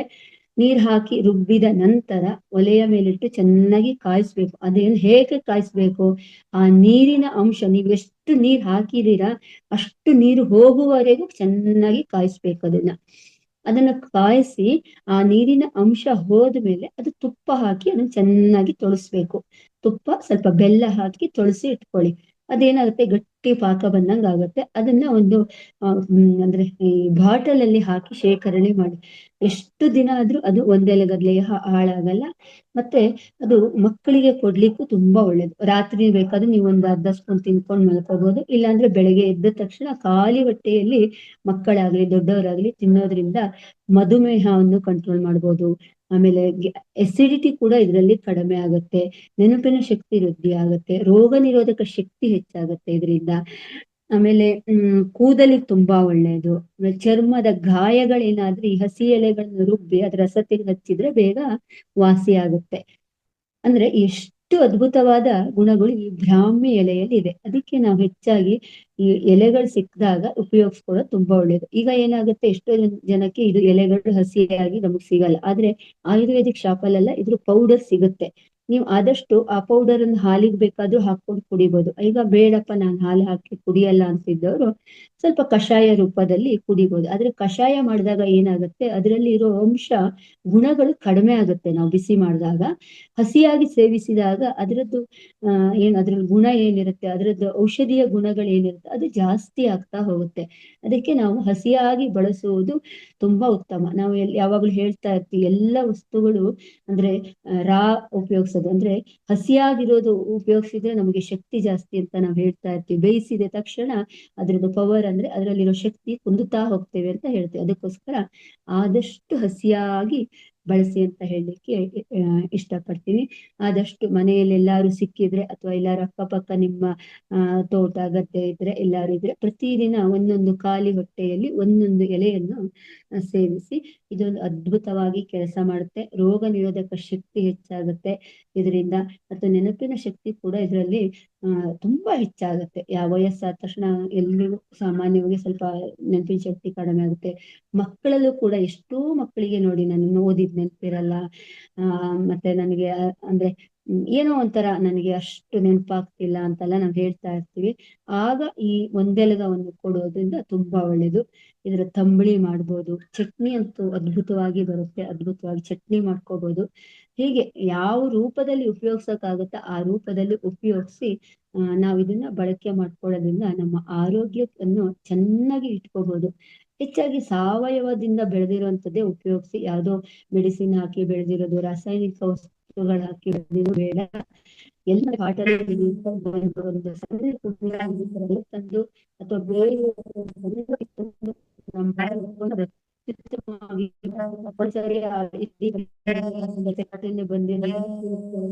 ಮತ್ತೆ ಅದನ್ನ ಮತ್ತೆ ನಾವು ಮತ್ತೆ ಅದನ್ನ ಹೋಗ್ಬೋದು. ತುಂಬಾ ಚೆನ್ನಾಗಿ ಬರುತ್ತೆ ಅದು. ತುಂಬಾ ಹಿಂಗ ಅದ್ಭುತವಾಗಿ ಹರಡ್ಕೊಳ್ಳುತ್ತೆ ಮನೆ ಅಂದ್ರೆ ಆ ಪಾಟ್ ಅಲ್ಲಿ. ಅದನ್ನ ಕಿತ್ತು ನೀವು ಬಳಸ್ಕೋಬಹುದು. ಎಷ್ಟೊಂದು ಉಪಯೋಗ ಇದೆ ನೋಡಿ. ಬ್ರಾಹ್ಮಿ ಅಥವಾ ಒಂದೆಲಗ ಅಥವಾ ತಿಮಿರೆ ಅಂತ ಹೇಳ್ತೀವಿ. ಎಷ್ಟೊಂದು ಅದ್ಭುತವಾಗಿ ಕೆಲಸ ಮಾಡುತ್ತೆ. ಎಲ್ಲರೂ ಆದಷ್ಟು ಇರೋದನ್ನ ಬಳಸ್ಕೊಳ್ಳಿ ಅಂತ ಹೇಳಿಕ್ಕೆ ಇಷ್ಟಪಡ್ತೀನಿ. ನಿಮ್ಮ ಆಯುಸ್ಸನ್ನು ನೀವು ಜಾಸ್ತಿ ಮಾಡ್ಕೊಳ್ಳಿ, ಉಪ್ಪನ್ನು ಮುಂದೂಡ್ಕೊಳ್ಳಿ. ಯಾಕಂದ್ರೆ ನಮ್ಮ ಒಂದು ಏಜ್ ಆದ ತಕ್ಷಣ ನಮ್ಮ ಮುಖ ಎಲ್ಲ ವಯಸ್ಸಾದವ್ರ ತರ ಒಂಥರ ಕಾಣ್ತಾ ಇರುತ್ತೆ. ಇದನ್ನೆಲ್ಲ ಬಳಸ್ತಾ ಬಳಸ್ತಾ ನಾವು ಇನ್ನು ಹೆಂಗಾಗಿ ಕಾಣ್ತಾ ಹೋಗ್ತೇವೆ. ಅದೇ ಅಂದ್ರೆ ಈ ತರ ಅಂದ್ರೆ ಸನಾತನ ಅಂದ್ರೆ ಹಿಂದಿನ ಕಾಲದಿಂದ ಏನ್ ಬಳಸು, ಅದಕ್ಕೆ ಹಿಂದಿನವರೆಲ್ಲ ನೋಡಿ ಎಷ್ಟು ಆಕ್ಟಿವ್ ಆಗಿ ಇರ್ತಿದ್ರು, ಎಷ್ಟು ಗಟ್ಟಿಯಾಗಿ ಇರ್ತಿದ್ರು. ಅವ್ರು ವಯಸ್ಸಾದ್ರೂ ಕೂಡ ವಯಸ್ಸಾದ ತರ ಕಾಣ್ತಾ ಇರ್ಲಿಲ್ಲ, ಅಷ್ಟೊಂದು ಶಕ್ತಿಯುತವಾಗಿ ಇರ್ತಿದ್ರು. ಅದೆಲ್ಲ ಅವ್ರು ತಗೊಳ್ಳೋ ಆಹಾರ ಪದ್ಧತಿ ಆಗ್ತಿದೆ. ಆದ್ರೆ ಈಗ ನಮ್ಮಲ್ಲಿ ಎಲ್ಲವೂ ಚೇಂಜ್ ಆಗ್ಬಿಟ್ಟಿದೆ ಆಹಾರ ಪದ್ಧತಿ. ನಾವ್ ಯಾವುದು ಬೇಕಾಗಿರೋದನ್ನ ಬಳಸ್ತಾ ಇಲ್ಲ, ಎಲ್ಲ ಆಧುನಿಕ ಯುಗಕ್ಕೆ ಮಾರು ಹೋಗ್ತಾ ಇದ್ದೇವೆ. ಅದಕ್ಕೋಸ್ಕರ ಅದ್ ಹಳೆ ಪದ್ಧತಿಯ ದಿನ ಅದನ್ನೆಲ್ಲ ನಾವು ರೂಢಿ ಮಾಡ್ಕೊಳ್ತಾ ಬರೋಣ. ಒಂದೊಂದೇ ಯಾವ್ಯಾವ ಔಷಧಿಗಳು ಈ ತರ ಸಸ್ಯಗಳು ಸಿಗುತ್ತೋ, ನೈಸರ್ಗಿಕವಾಗಿ ಸಿಗೋ ಸಸ್ಯಗಳನ್ನ ನಾವು ಉಪಯೋಗಿಸ್ಕೊತಾ ಬರೋಣ ಅಂತ ಹೇಳಿಕ್ಕೆ ಇಷ್ಟಪಡ್ತೀನಿ. Thank you, thank you, thank you. ಇಲ್ಲಿವರೆಗೆ ನಂಗೊಂದು ಅದ್ಭುತವಾದ ವೇದಿಕೆ ಮಾಡಿಕೊಟ್ಟಂತ ಮಹಾವತಾರ್ ವೇದಿಕೆಗೆ ತುಂಬ ಹೃದಯದ ಧನ್ಯವಾದಗಳು. ಹಾಗೂ ಇಲ್ಲಿಯವರೆಗೆ ಕೇಳಿರುವಂತ ಜೂಮ್ ವೇದಿಕೆಯಲ್ಲಿ ಕೇಳ್ತಾ ನೀವೆಲ್ಲ ಧ್ಯಾನ ಬಂಧುಗಳಿಗೂ ಕೂಡ ಅನಂತವಾದ ಧನ್ಯವಾದಗಳು. ಹಾಗೂ ಗೀತಾ ಮತ್ತು ಸನ್ನೇಗೌಡ ಸರ್ ಕೂಡ ಅನಂತ ಧನ್ಯವಾದ ಇವತ್ತು ನಮಗೊಂದು ಅವಕಾಶ ಕೊಟ್ಟಿದ್ದಕ್ಕೆ. Thank you, thank you, thank you. Thank you madam. ನೀವೇನ್ ಅನ್ಕೋಬೇಡಿ ದಿನ ಬರ್ತೀನಿ ಏನೋ ಒಂದ್ ಹೇಳಿ ಹೋಗ್ತೀನಿ ಅಂತೇಳಿ. ಇಲ್ಲ, ಅವಶ್ಯವಾಗಿರ್ತಕ್ಕಂಥದ್ದು ಮತ್ತು ಪ್ರತಿಯೊಬ್ಬರಿಗೂ ನೀಡಿರ್ತಕ್ಕಂಥದ್ದು, ಬೇಕೇ ಬೇಕಾಗಿರ್ತಕ್ಕಂಥದ್ದು ಮತ್ತು ಪಾಲಿಸ್ತಕ್ಕಂತ ಒಂದು ನಮಗೆ ಉಪಯೋಗ ಆಗ್ತಕ್ಕಂಥದ್ದು, ನಮ್ಮ ಆರೋಗ್ಯಕ್ಕೆ ಸಂಬಂಧಪಟ್ಟಂತ ವಿಷಯ ಕೊಡ್ತಾ ಇದ್ದೀರಾ. ನೀವು ಯಾವುದೇ ಅನ್ಯತಾ ಭಾವಿಸ್ಬೇಡಿ. ನಿಮ್ಗೆ ಏನ್ ಗೊತ್ತಿದೆ ಹೇಳಿ, ನಾವು ಯಾವತ್ತೂ ಕೂಡ ತಗೊಳಕ್ ನಾವೆಲ್ಲರೂ ಸದಾ ಸಿದ್ಧರಾದ ಅಂತ ಹೇಳೋದ್ರ ಜೊತೆಗೆ ಇವತ್ತಿನ ಒಂದು ಕ್ಲಾಸ್ ಅನ್ನ ಶುಕ್ರವಾರದ ವಿಶೇಷ ಸಂಚಿಕೆಯನ್ನು ನಡೆಸಿಕೊಟ್ಟಿರ್ತಕ್ಕಂತ 3 ಜನ ಮಾಸ್ಟರ್ಸ್ ಗಳಿಗೆ ಮಹಾವತಾರ್ ಫೌಂಡೇಶನ್ ವತಿಯಿಂದ ಹಾಗೂ ಇಲ್ಲೆಲ್ಲರ ಜ್ಞಾನಾರ್ಥಿಗಳ ಪರವಾಗಿ ತುಂಬು ಹೃದಯದ ಅಭಿನಂದನೆಗಳನ್ನು ಸಲ್ಲಿಸ್ತಾ ಇದೀವಿ. Thank you. ಸಮಯ ಆಗ್ಬಿಟ್ಟಿದೆ ಸ್ನೇಹಿತರೆ, ಆದಾಗಿ ಕೂಡ ಒಂದು 10 ನಿಮಿಷ ಎಕ್ಸ್ಟ್ರಾ ತಗೊಂಡು ಪಾಪ ಕಪ್ಲಿ ಪ್ರಕಾಶ್ ಅವರು ಬಾಳತಿಂದ ಏನೋ 2 ನಿಮಿಷದ ಒಂದು ಗಾಯನ ಹೇಳಲಿಕ್ಕೆ ಸಿದ್ಧರಿದ್ದಾರೆ. ಅವ್ರದ್ದೊಂದು ವಾಚನ ತಗೊಂಡ ನಂತರ ನಿಮ್ಮ ಅನುಭವ ಮತ್ತು ಪ್ರಶ್ನೆಗಳಿಗೆ ಮುಂದೆ ಹೋಗ್ತಾ ಇದ್ದೀವಿ. ವೆಲ್ಕಮ್ ಕಪ್ಲಿ ಪ್ರಕಾಶ್ ಅವರೇ, ಹೇಳಿ. ಒಂದ್ ಸರ್ ಇದು ಪೂಜೆ ಮಾಡಾಕರ ಹೇಳ್ತಕ್ಕಂತ ಮಂತ್ರ ರೀ.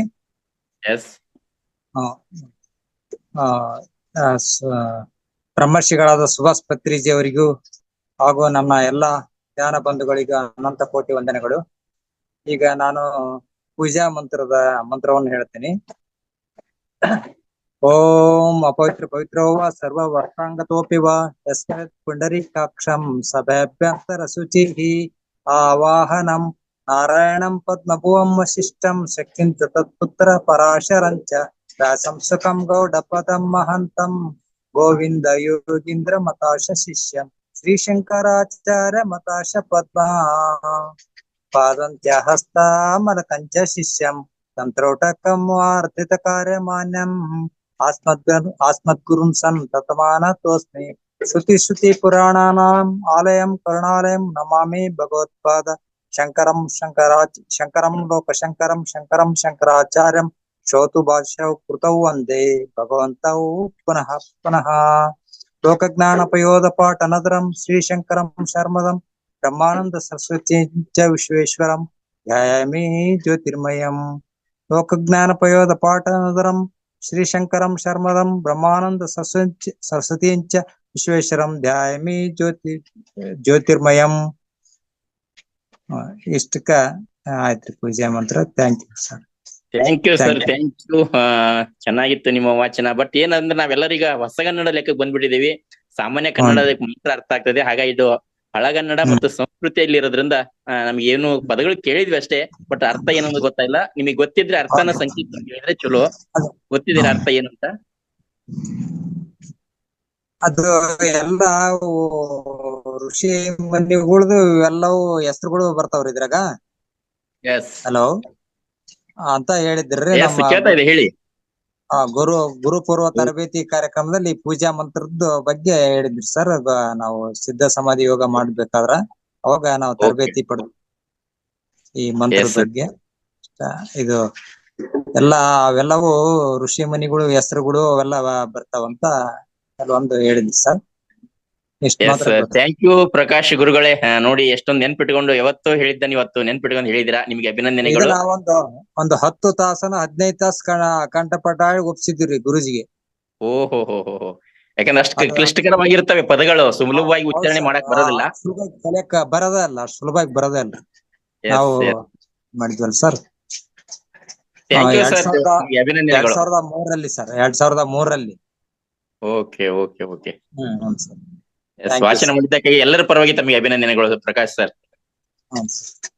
ಎಸ್, ನೆಕ್ಸ್ಟ್ ನಾಗಲಲಿತಾ ಮೇಡಮ್, ತಾವಿಗೆ ಅವಕಾಶ ಇವಾಗ ಮಾತಾಡಬಹುದು.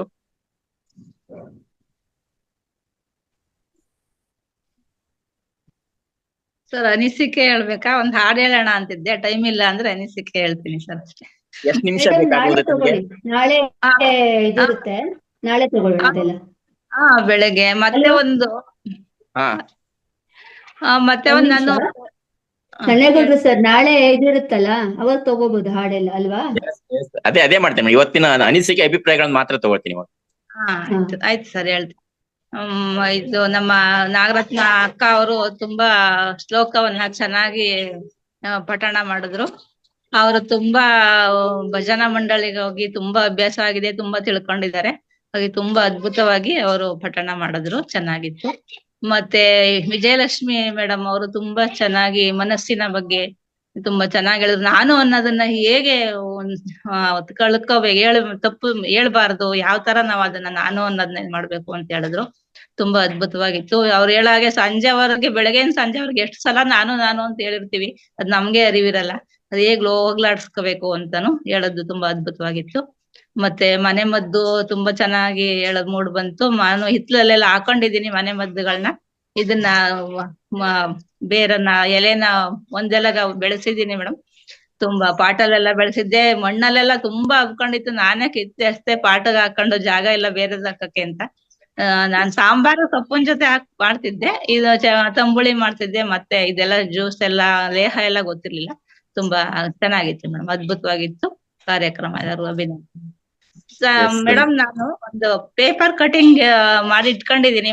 ಆಧ್ಯಾತ್ಮಿಕ ವಿಚಾರ, ಸಣ್ಣ ಸಣ್ಣ ವಿಚಾರಗಳು, ಕೊಪ್ಪಳ ಗವಿಮಠ ಅವರು ಸ್ವಾಮೀಜಿ ಬರ್ದಿರಂತದ್ದು, ಅದನ್ನ ಹೇಳ್ಬೇಕು ಅಂತ ಸ್ವಲ್ಪ ಯಾವ್ದಾದ್ರು ಟೈಮ್ ಕೊಟ್ಟಾಗ ಹೇಳ್ತೀನಿ. ನಾಳೆ ಶನಿವಾರ ದಿವಸ ಎಲ್ಲರಿಗೂ ಎಲ್ಲದಕ್ಕೂ ಅವಕಾಶ ಇರುತ್ತೆ. ದಯವಿಟ್ಟು ಎಲ್ಲರೂ ಪ್ಲಾನ್ ಮಾಡ್ಕೊಳ್ರಿ. ನಾಳೆ ಎಂಜಾಯ್ ಮಾಡ್ಬಿಡಂದ್ರೆ ಎಲ್ಲರೂ ಕೂಡ ಏನೇನು ಜ್ಞಾನ ಗೊತ್ತಿದೆ, ವಿಶೇಷವಾದ ಜ್ಞಾನಗಳು ಎಲ್ಲರೂ ಕೂಡ ಸಾದರ ಪಡಿಸ್ರಿ. ಸಿದ್ಧರಾಗ್ರಿ, ನಾಳೆವರೆಗೆ ಟೈಮ್ ಇದೆ, ಎಲ್ಲರೂ ಕೂಡ ರೆಡಿ ಆಗ್ರಿ.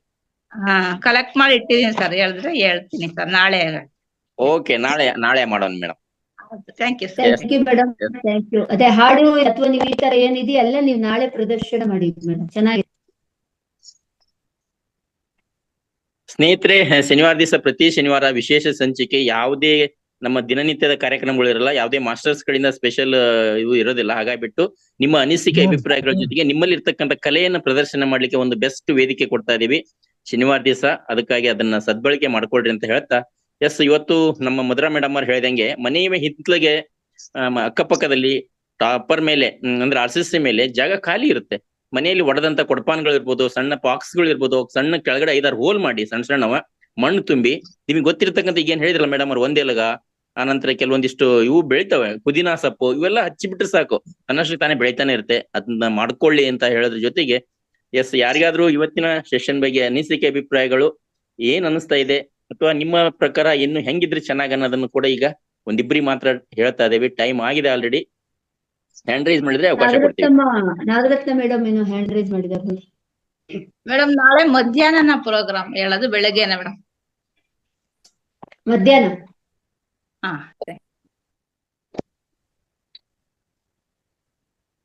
ಬೆಳಗ್ಗೆನೂ ಕೊಡ್ಬೋದು, ಬನ್ನಿ, ಮಧ್ಯಾಹ್ನನೂ ಕೊಡಿ. ನಾಗರತ್ನ ಮೇಡಮ್ ಏನಾದ್ರು ಮಾತಾಡೋದಿದ್ದೀರಾ? ನಮಸ್ತೆ ಸರ್. ಹೇಳಿ ಸರ್. ಅದೇ ಮಧುರಾ ಮೇಡಮ್ ಹೇಳಿದ್ರಲ್ಲ ಒಂದೆಲಗ ಅಂತ, ಅದು 2 ತರ ಇರುತ್ತೆ, ಅದನ್ನ ಹೇಳಕ್ ಬಿಟ್ಟೆ. ಜೊತೆಗೆ ಅದು ಬ್ರೈನ್ ಆಕಾರದಲ್ಲೇ ಇರುತ್ತೆ. ಬ್ರೈನ್ಗೆ ಅದು ತುಂಬಾ ಉಪಯೋಗ. ಜೊತೆಗೆ ಮಿಲ್ತಾನಿ ಮಿಟ್ಟಿ ಜೊತೆಲಿ ಸೇರಿಸ್ಕೊಂಡು ಆ ರಸನ ಚರ್ಮ ಮೈಗೆಲ್ಲ ಲೇಪನ ಮಾಡ್ಕೊಂಡು ಒಂದ್ ಅರ್ಧ ಗಂಟೆ ಬಿಟ್ಟು ಸ್ನಾನ ಮಾಡಿದ್ರೆ ಚರ್ಮಕ್ಕೆ ತುಂಬಾ ಉಪಯೋಗ ಆಗುತ್ತೆ. ಅದನ್ನ ನಾನು ಅನುಭವಿಸ್ತಿದ್ದೀನಿ. ಸಯಾಟಿಕಾ ಪ್ರಾಬ್ಲಮ್ ಬಂದ್ರು ಅದು ನರಗಳ ವೈಫಲ್ಯದಿಂದ ಬರೋದು. ನರಗಳಿಗೆ ಶಕ್ತಿ ತುಂಬುತ್ತೆ. ಇದು ತುಂಬಾ ಶಕ್ತಿವರ್ಧಕವಾಗಿರುತ್ತೆ. ಅದನ್ನ ನಾನು ನೋಡಿದೀನಿ ಉಪಯೋಗಿಸಿ. ಅದನ್ನ ಹೇಳಕ್ ಇಷ್ಟಪಟ್ಟೆ. ಸೇಮ್ ಮೇಡಮ್, ಸೇಮ್ ನಮ್ಮ ಅದೇ ನನ್ನೇಗೌಡ್ರು ಸರ್ ತೋರಿಸ್ತಾ ಇದ್ದಾರೆ ನೋಡಿ, ಚೆನ್ನಾಗಿ ಬೆಳೆಸಿದ್ದಾರೆ, ಚೆನ್ನಾಗಿದೆ ಅವ್ರ ಮನೆಯಲ್ಲಿ. ನಾನಾಗಿದ್ರೆ ಪುದೀನಾ ಇದೆ. ಹೌದು ಸರ್. ಸಪ್ಪಂತೂ ಸಿಕ್ಕಾಪಟ್ಟೆ ಇದೆ. ಈ ಸಪ್ಪಂತೂ ಸಿಕ್ಕಾಪಟ್ಟೆ. ಏನಂತೀರಿ ಇದಕ್ಕೆ? ಒಣಗಣಿ ಸೊಪ್ಪು ಅಂತೀರಾ ಏನಂತೀರಾ? ಇದು ಒಣಗೊನೆ ಅಂತ ಕಣ್ಣಿಗೆ ತುಂಬಾ ಒಳ್ಳೇದಲ್ವಾ ಸರ್? ಇದು ಕಣ್ಣಿಗೆ ಒಳ್ಳೇದು. ಅದು ಎಸ್ ಪಲ್ಯ ಎಲ್ಲ ಎಸ್ ತುಂಬಾ ತೋರಿಸ್ತಾ ಇರೋದು ತುಂಬಾ ತುಂಬಾ ಒಳ್ಳೆ. ನೀವು ಆಯುರ್ವೇದಿಕ್ ಒಂದು ತೋಟನೇ ಬಳಸ್ಬಿಟ್ಟಿದ್ದೀರಾ ಅನ್ಸುತ್ತೆ. ಆಯುರ್ವೇದಿಕ್ ಎಲ್ಲ ಇಲ್ಲೇ ಇರ್ತದೆ. ನಾವು ತಿಳ್ಕೊಂಡ್ರೆ ನಾವು ಬೆಳೆದಿರೋ ಒಂದೆಲ್ಲ ಹಸಿರು ಒಂದೊಂದು ಗಿಡದಲ್ಲೂ ಔಷಧಿಗಳಿರುತ್ತೆ. ಅದು ಇದು ನಾಗರತ್ನ ಮೇಡಮ್, ನೀವು ಆದಷ್ಟು ಮುಲ್ತಾನಿ ಮಿಟ್ಟಿ ಜೊತೆ ಸೇರಿಸ್ಬೇಡಿ, ಹಸಿ ರಸನೇ ಹಚ್ಚಿ ಇನ್ನೂ ಚೆನ್ನಾಗಿ ಕೆಲಸ ಮಾಡುತ್ತೆ. ಅಂದ್ರೆ ಯಾರ ಜೊತೆಗೂ ಆಡ್ ಮಾಡ್ಬಾರ್ದು ಒಂದೇ ಲಗನ್. ಅದು ಸ್ವಲ್ಪ ಅದು ಚರ್ಮ ಟೈಟ್ ಆಗ್ಲಿ ಅಂತ ಅಂದ್ಬಿಟ್ಟು ಮೇಡಮ್ ನಾನು ಸ್ವಲ್ಪ ಬ್ಲಾಕ್ ಆಗಿತ್ತು. ಇಲ್ಲ, ಇದನ್ನೇ ದಪ್ಪ ಮಾಡ್ಕೊಳ್ಳಿ. ಅಂದ್ರೆ ದಪ್ಪ ಮಾಡ್ಕೊಳ್ಳಿ ಪೇಸ್ಟ್ ಅನ್ನ, ಅದು ಚರ್ಮದಲ್ಲಿ ಇಡಿ. ಅಂದ್ರೆ ಅದು ಹಸಿಯಾಗಿ, ಅಂದ್ರೆ ಅದ್ರ ಜೊತೆಗೆ ಆಡ್ ಮಾಡೋಕ್ಕಿಂತ ಸ್ವತಂತ್ರವಾಗಿ ಉಪಯೋಗಿಸ್ಬೇಕು ಅದನ್ನ ಇಂಡಿವಿಜುವಲ್ ಆಗಿ. ಹೌದೌದು, ಅದನ್ನ ಕುಡ್ದಿದ್ದೀನಿ ಮೇಡಮ್ ನಾನು ಬರೀ ಹಸಿ. ಯಾಕಂದ್ರೆ ನಮ್ಮ ಆಯುರ್ವೇದಿಕ್ ಡಾಕ್ಟರು ಅದೇ ಹೇಳೋದು, ನನಗೆ ಹೇಳೋದು ಹಾಗೆ ಸಜೆಸ್ಟ್ ಮಾಡೋದವ್ರು, ಆ ತರ ಮಾಡಿ ಅಮ್ಮ ಅಂತ. ಅವ್ರದ್ದು ಒಂದು ಇದ್ರ ಮೇಲೆ ನಾನು ಹೇಳ್ತೀನಲ್ಲ ಡೈಲಿ, ಅವ್ರು ಹೇಳುದು ಹಾಗೆ. ಪುಡಿ ಮಾಡಿ ನೀವು ಒಣಗಿಸಿ ಪುಡಿ ಮಾಡಿ ತುಪ್ಪದ ಜೊತೆ ಕಲಸಿ ಇಟ್ಟು ಮಕ್ಕಳಿಗೆ ಎಷ್ಟು ಬರುತ್ತೆ ಅಷ್ಟನ್ನ ಬೆಳಗ್ಗೆ ಟೈಮ್ ಕೊಟ್ರೆ ಮಕ್ಕಳು ತುಂಬಾ ಒಳ್ಳೆ. ನನ್ನ ಮಕ್ಕಳಿಗೆಲ್ಲ ಮಾಡ್ತಿದ್ದೆ ಮೇಡಮ್, ಅದು ತುಂಬಾ ಚೆನ್ನಾಗಿ. ವೇಸ್ಟ್ ಮಾಡೋದ್ಕಿಂತ ಪೌಡರ್ ಮಾಡಿ ಇಟ್ಕೊಂಡು ತಲೆಗೆಲ್ಲ ಹಾಕೊಳ್ಬಹುದು ಅದನ್ನ. ಅಂದ್ರೆ ಮೆಹಂದಿ ಹೇಗ್ ಹಾಕ್ತಿವೋ ಅದೇ ತರ ಹಾಕೊಳ್ಬಹುದು. ಆತರ ತುಂಬಾ ಬೆಳೆದಾಗ ಅದು ನಾಶ ಆಗದೆ ಇದ್ದಂಗೆ ಅದನ್ನ ಯೂಸ್ ಮಾಡ್ಕೊಳಕ್ಕೆ ತೊಳೆದು ನೆರಳಲ್ಲಿ ಒಣಗಿಸ್ಕೋಬೇಕು. ನೆರಳಲ್ಲೇ ಒಣಗಿಸಿದ್ರೆ ಅದು ಸತ್ವಗಳೆಲ್ಲ ಹೋಗಲ್ಲ. ಅದನ್ನ ಪುಡಿ ಮಾಡಿ ಬಿಸಿಲಲ್ಲಿ ಒಣಗಿಸ್ಬಾರ್ದು. ಯಾವುದೇ ಸೊಪ್ಪಾದ್ರೂ ಬಿಸಿಲಲ್ಲಿ ಒಣಗಿಸ್ಬಾರ್ದು, ನೆರಳಲ್ಲೇ ಒಣಗಿಸ್ಬೇಕು. ಹೇಳಕ್ ಇಷ್ಟಪಟ್ಟೆ ಮೇಡಮ್. ಮತ್ತೆ ಅದು ನಾನು ಅನ್ನೋದನ್ನ ನೀವ್ ಹೇಳ್ದಂಗೆ ತುಂಬಾ ಉಪಯೋಗಿಸ್ತೀನಿ ಮೇಡಮ್. ಈಗ ನಾನೇ ಈಗ ಉದಾಹರಣೆಗೆ ನಾನು ನೋಡಿ ಎಷ್ಟು ಸರಿ ಹೇಳ್ತೀನಿ, ನಾನು ಉಪಯೋಗಿಸಿದ್ದೆ, ನಾನು ಮಾಡಿದೆ. ಒಂದ್ ದಿನಕ್ಕೆ ಒಂದ್ 10-15 ಸರಿನಾದ್ರೂ ಒಬ್ಬೊಬ್ಬಳೇ ಇದ್ರು ನಾವು ನಮ್ದು ನಮ್ಮದು ಅನ್ನೋದು ನಾನತ್ವ ಜಾಸ್ತಿ ಇರುತ್ತೆ ಮೇಡಮ್. ಈ ಮನುಷ್ಯನಿಗೆ ಅಹಂಕಾರ. ಅದಕ್ಕೆ ಒಂದು ಸಣ್ಣದು ಒಂದು ದಿನ ನಾವು ಅಲ್ಲಿ ಭಜನೆ ಮಂದಿರದಲ್ಲಿ ಅಥವಾ ಮತ್ತೆ ನಾವು ಒಂದು ಕ್ಲಾಸ್ ತಗೋತಿದ್ದೆ ಟೈಲರಿಂಗ್, ಅಲ್ಲಿ ಹೇಳ್ತಿದ್ವಿ, ನನ್ನ ಚಿತ್ತವಲ್ಲ ನಿನ್ನ ಚಿತ್ತ ದೇವ, ನಾನೇನು ಅಲ್ಲ ನೀನಾದೇ ಎಲ್ಲ, ನಾನೇನು ಅಲ್ಲ ನೀನಾದೇ ಎಲ್ಲ. ನಾನೇನು ಅಲ್ಲ, ಇದ್ರಲ್ಲಿ ನಂದು ಏನೇನೂ ಇಲ್ಲ. ನಮ್ಮ ದೇಹ ಕೂಡ ನಮ್ಮದಲ್ಲ. ಈ ಮೇಡಮ್ ಹೇಳೋದ್ರಲ್ಲ ಆ ರೀತಿ ತಂದ್ರೆ, ಇದು ನಮ್ಮ ತಂದೆ ತಾಯಿಗಳು ಕೊಟ್ಟಿದ್ದು ದೇಹ, ಮಜ್ಜೆ, ಇದೆಲ್ಲ ನಮ್ ತಂದೆ ತಾಯಿ ಕೊಟ್ಟಿದ್ದು. ನಾವು ಸಂಪಾದನೆ ಮಾಡಿದ್ದು ಯಾರೋ ಇಟ್ಟು ಭಿಕ್ಷೆ ಆಯ್ತಾ. ನಮ್ಮ ರಕ್ತ, ನಮ್ಮ ಕಣಕಣ ನಾವು ತಿನ್ನೋದೆಲ್ಲ ಯಾವ್ದೋ ಒಬ್ಬ ದೇವರು ಸೃಷ್ಟಿ ಮಾಡೋದನ್ನ ನಮ್ಮಿಂದ ಏನೇನು ಆಗಲ್ಲ. ಸುಮ್ನೆ ನಾನು ಅಂತ ಅನ್ಕೋತೀವಿ. ನನ್ನಿಂದ ಏನು ಇಲ್ಲ. ಈ ಪ್ರಪಂಚಕ್ಕೆ ನಾನು ಬಂದಿರೋದೆ ಒಬ್ಬ ಸಾಲಗಾರನ ಸಾಲ ತೀರ್ಸೋದಿಕ್ಕೆ. ನಾವ್ ಯಾವ್ದೋ ಜನ್ಮದಲ್ಲಿ ಮಾಡಿರೋ ಸಾಲ ತೀರ್ಸೋದಿಕ್ಕೆ ಇವಾಗ ನಾವು ಬಂದಿದೀವಿ. ನಮ್ಮ ಕರ್ಮ ಕಳೀದಿಕ್ಕೆ ಬಂದಿದೀವಿ ಅಂತ ತಿಳ್ಕೊಂಡ್ರೆ ನಾನು ಅನ್ನೋದನ್ನ ಬಿಡ್ಬಹುದು. ಅದು ನಾವು ಬಿಡಲ್ಲ ಮೇಡಮ್. ನಮಗೆ ಇನ್ನ ಕರ್ಮ ತುಂಬಿರುತ್ತಲ್ಲ, ಅದು ಕಳೆದ್ರೆ ತಾನೇ ನಾವು ಬಿಡೋದು. ನಮ್ಮ ಕರ್ಮ ನೀವ್ ಹೇಳ್ದಂಗೆ ಅದು ಯಾರ್ ಗಂಟು ನಾವು ಒತ್ಕೊಂಡ್ ಬಂದಿರ್ತೀವಿ, ಸ್ಟಾಕ್ ಇಟ್ಟಿರ್ತೀವಿ, ನಮ್ಮ ಅಕೌಂಟ್ ಅಲ್ಲಿ ಇರೋದೆಲ್ಲ ನಾವು ಖಾಲಿ ಮಾಡಿಲ್ಲ. ನಾವು ಖಾಲಿ ಮಾಡ್ಬೇಕು. ಆವಾಗ ನಮ್ಗೆ ಜ್ಞಾನ ಬರ್ಬೇಕು ಅಂದ್ರೆ ಧ್ಯಾನಕ್ಕೆ ಹೋಗ್ಬೇಕು. ಧ್ಯಾನದ ಬಗ್ಗೆ ನಿಮ್ಗೆ ತುಂಬಾನೇ ಹೇಳೋದಿರುತ್ತೆ ಮೇಡಮ್. ನೀವೆಲ್ಲ ಹೇಳ್ಕೊಟ್ಟು ಈಗ್ಲಾದ್ರೂ ನಮ್ಗೆ ಈ ಕೊನೆ ಒಂದು 60 ಆದ್ಮೇಲೆ, 60ರದ ಒಂದು ಮಹತ್ವ ನಾಳೆ ಹಂಚ್ಕೋತೀನಿ ಮೇಡಮ್. 60 ಆದ್ಮೇಲೆ ಬಂತಲ್ಲ ನಮ್ಗೆ, ಇವಾಗೆಲ್ಲ ಇದು ಬರ್ಬೇಕಿತ್ತು ಯಾವಾಗ್ಲೂ. ಈಗ್ಲಾದ್ರೂ ಸಿಕ್ಕಿದೆಯಲ್ಲ ಅಂತ ನಾವು ಧನ್ಯವಾದಗಳು ಹೇಳ್ತಾ ಇದೀನಿ ಮೇಡಮ್. ಪತ್ರಿಜಿ ಅವರ ಪಿರಿಮಿಡ್ ಸ್ಥಾಪಿಸಿದ್ದಕ್ಕೆ, ರಂಗನಾಥ್ಜಿಗೆ ವೇದಿಕೆ ಕಲ್ಪಿಸಿಕೊಟ್ಟಿದ್ದಕ್ಕೆ, ನಮ್ಮಂತವ್ರಿಗೆಲ್ಲ ಜ್ಞಾನ ಹಂಚಿಕೆ ಮಾಡ್ತಾ ಇರೋದಕ್ಕೆ, ಧ್ಯಾನ ಹಂಚಿಕೆ ಮಾಡ್ತಾ ಇರೋದಕ್ಕೆ ಎಲ್ಲಕ್ಕೂ ತುಂಬಾನೇ ಧನ್ಯವಾದಗಳು. Thank you madam. ಇಬ್ರು ಮಾಸ್ಟರ್ಸ್ಗೆ ಅಭಿನಂದನೆಗಳು. ಎಸ್ ಕೃಷ್ಣರಾವ್ ಅವರೇ ಮಾತಾಡಿ. ನಮಸ್ತೆ ಸಣ್ಣಗೌಡ್ರೆ, ಬಿರುದಾಂಕಿತಗಳು ದೊಡ್ಡಗೌಡ್ರೆ, ಅನಂತ ನಮಸ್ಕಾರಗಳು. ಇಂದು ಜ್ಞಾನಾರ್ಜನೆಯಿಂದ 30 ಮೇಡಮ್ ಅವರಿಗೂ ಅನಂತ ನಮಸ್ಕಾರಗಳು. ಮಧುರಾ ಮೇಡಮ್ ಅವರಲ್ಲಿ ಮನೆ ಮದ್ದು ಅಂತಕ್ಕಂಥದ್ದು ರಕ್ತಗತವಾಗಿ ಬಿಟ್ಟಿದೆ. ದೊಡ್ಡ ಭಂಡಾರನೇ ಇದೆ. ಅದು ಆಗಿಷ್ಟು ಬಿಡ್ತಾ ಇದ್ದಾರೆ. ಅವ್ರಿಗೆ ಪೂರ್ಣ ಬಿಡದ ನಮ್ಗೆ ಒಂದೇ ಸಲ ಅರಿಕ್ಷಣಕ್ ಆಗಲ್ಲ ಅಂತ ಸ್ವಲ್ಪ ಕೊಡ್ತಾ ಇದ್ದಾರೆ. ಬಹಳ ಸಂತೋಷ. ನಿಮ್ಮ ತೋಟ ಅಭಿವೃದ್ಧಿ ಆಗ್ತಾ ನೋಡಿ ರಂಗನಾಥ್ ಗುರುಜಿ ಅವರು ಹೇಗೆ ಮಾಡಿದಾರೆ ಆ ರೀತಿ ತಾವು ಕೂಡ ಎಲ್ಲ ಬೆಳೆಸಿ ಎಲ್ಲ ನಮ್ಮ ಹಿತೈಷಿಗಳಿಗೆ ಒಳ್ಳೊಳ್ಳೆ ಜ್ಞಾನಾರ್ಜನೆ ಕೊಡ್ತಾ ಇದೀವಿ. ಸಣ್ಣ ಗೌಡರಾಗಿ ಕೆಲವೇ ದಿನಗಳಿದ್ದು ಸ್ವಲ್ಪ ಈಗ 4-5 ತಿಂಗಳಿಂದ ನೋಡ್ತಾ ಇದೀನಿ. ದಿನೇ ದೊಡ್ಡ ಗೌಡರಾಗಿ ಬೆಳೆದು ಬಿಟ್ಟಿದ್ದೀರಿ. ಅದಕ್ಕಾಗಿ ನಿಮಗೆ ನಾಮಾಂಕಿತ ದೊಡ್ಡ ಗೌಡ್ರು ಅಂತ ಕೊಟ್ಟಿದ್ದಾರೆ. ಎಲ್ಲರಿಗೂ ನನ್ನ ಅನಂತ ನಮಸ್ಕಾರಗಳು. ಮಧುರಾ ಮೇಡಮ್ ಅವ್ರನ್ನ ಹಲವಾರು ವಿಷಯಗಳಲ್ಲಿ ನಾನು ತಗೊಂಡು ಅವರಿಂದ ಬಹಳಷ್ಟು ನಾನು ಅದನ್ನ ಉಪಯೋಗ ಮಾಡ್ತಾ ಇದ್ದೀನಿ. ಮತ್ತೊಮ್ಮೆ ನನಗೆ ಅವಕಾಶ ಕೊಟ್ಟದಕ್ಕೆ ಮತ್ತೊಮ್ಮೆ ಅನಂತ ರಂಗನಾಥ್ ಗುರುಜಿಗೂ ಮತ್ತು ನಾಗರಾಜ್ ಗುರುಜಿ ಅವ್ರಿಗೂ ಈಗ ದಿನಾಲು ಬಹಳಷ್ಟು ಜನ ನನಗೆ ನಾಲೆಡ್ಜ್ ಸಿಗ್ತಾ ಇದೆ. ನಾಗರತ್ನಮ್ಮ ಮೇಡಮ್ ಆಗಲಿ, ರೇವತಿ ಮೇಡಮ್ ಆಗಲಿ, ಲಕ್ಷ್ಮೀಕಾಂತ್ ಮೇಡಮ್ ಅವರಾಗ್ಲಿ, ಲಕ್ಷ್ಮೀ ಪಂಡಿತ ಅವರಾಗ್ಲಿ ಬಹಳಷ್ಟು ಜನ ದಿನ ರಂಗನಾಥ್ ಗುರೂಜಿ ಅಪೇಕ್ಷೆಯಂತೆ ಈಗ ಯಾರು ನಮ್ಮಲ್ಲಿ ಹಲವಾರು ಜನ ನಾಲೆಡ್ಜ್ ತಗೊಂಡ್ಬಿಟ್ಟು ಎಲ್ಲರೂ ಆ ವಿಧ ವಿಧದಲ್ಲಿ ಹೇಳ್ತಾ ಇದ್ದಾರೆ. ಬೆಳಿಗ್ಗೆ 5 ಗಂಟೆ ಕಾರ್ಯಕ್ರಮ 9 ಗಂಟೆವರೆಗೆ ನಡೀತಾ ಇದೆ. ಈಗ 3 ಗಂಟೆ ಸ್ಟಾರ್ಟ್ ಆಗೋ ಕಾರ್ಯಕ್ರಮ ಇದು 5 ಗಂಟೆ 6 ಗಂಟೆವರೆಗೂ ನಡೆಯೋ ಸ್ಥಿತಿ ಬರ್ತಾ ಇದೆ. ಆ ಗುರುಜಿ ಅಪೇಕ್ಷೆಯಂತೆ ಎಲ್ಲರೂ ನಮ್ಮವರೇ ಬೆಳೆದದ್ದಕ್ಕೆ ಬಹಳ ಸಂತೋಷ. ಅವಾಗಲೇ ಚುಟುಕುಗಳನ್ನು ಹೇಳ್ತಕ್ಕಂತ ನಮ್ಮ ಗೌಡ್ರಿಗೆ ಅನಂತ ಮತ್ತು ಮಧುರಾ ಮೇಡಮ್ ಅವರಿಗೆ ನಮಸ್ಕಾರಗಳನ್ನು ಹೇಳ್ತಾ ನಾನು 2 ಮಾತಿಗೆ ವಿರಾಮ ಕೊಡ್ತಾ ಇದ್ದೀನಿ. Thank you sir, thank you. ನಿಮ್ಮ ಆಶೀರ್ವಾದಂತೆ ಹಾಗೆ ಆಗಲಿ. ಎಸ್, ಟೈಮ್ ಆಗಿದೆ ಸ್ನೇಹಿತರೆ. ಪೂರ್ಣಿಮಾ ಮೇಡಮ್ ಫ್ರೀ ಇದ್ರೆ ಒಂದೇ ಒಂದು ಸಣ್ಣ ಒಂದು ಗಾಯನದೊಂದಿಗೆ ಇವತ್ತಿನ ಕಾರ್ಯಕ್ರಮ ಅಂತ್ಯ ಮಾಡಬಹುದಾ? ಅಲ್ಲ ಕೊಡು. ಪೂರ್ಣಿಮಾ ಮೇಡಮ್ ಇದ್ದಾರಾ? ಇದಾರೆ. ನಮಸ್ತೆ ಮೇಡಮ್.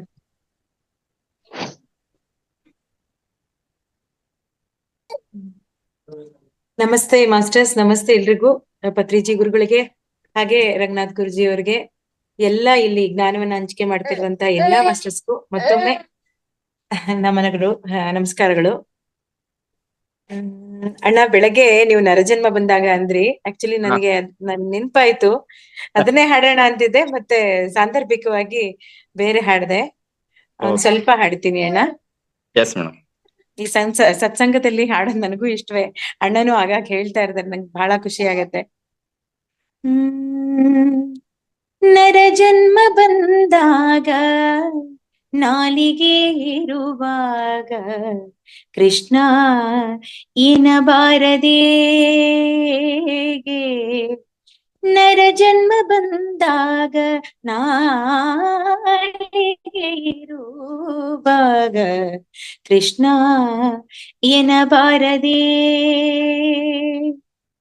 ಕೃಷ್ಣ ಎಂದರೆ ಕೃಷ್ಣ ಎಂದರೆ ಸಕಲ ಕಷ್ಟವು ಪರಿಹಾರ, ಕೃಷ್ಣ ಎಂದರೆ ಸಕಲ ಕಷ್ಟವು ಪರಿಹಾರ, ಕೃಷ್ಣ ಎನ್ನಬಾರದೆ, ಕೃಷ್ಣ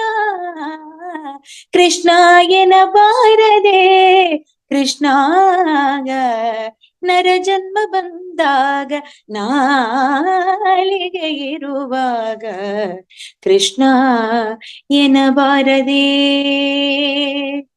ಸ್ನಾನಪಾನ ಜಪ ತಪಗಳ ಮಾಡುತ್ತ ಕೃಷ್ಣ ಎನ್ನಬಾರದೆ,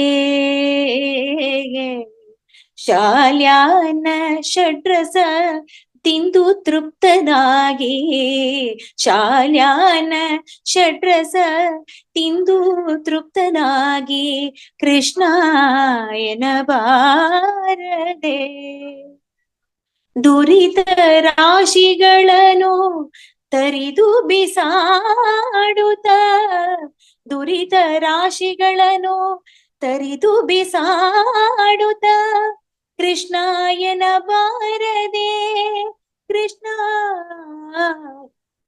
ಗರುಡ ಗಮನ ನಮ್ಮ ಪುರಂದರ ವಿಠಲನ, ಗರುಡ ಗಮನ ನಮ್ಮ ಪುರಂದರ ವಿಠಲನ, ಕೃಷ್ಣ ಎನ್ನಬಾರದೆ, ಕೃಷ್ಣ ಎನ್ನಬಾರದೆ, ಕೃಷ್ಣ ನರ ಜನ್ಮ ಬಂದಾಗ ನಾಲಿಗೆ ಇರುವಾಗ ಕೃಷ್ಣ ಎನ್ನಬಾರದೆ,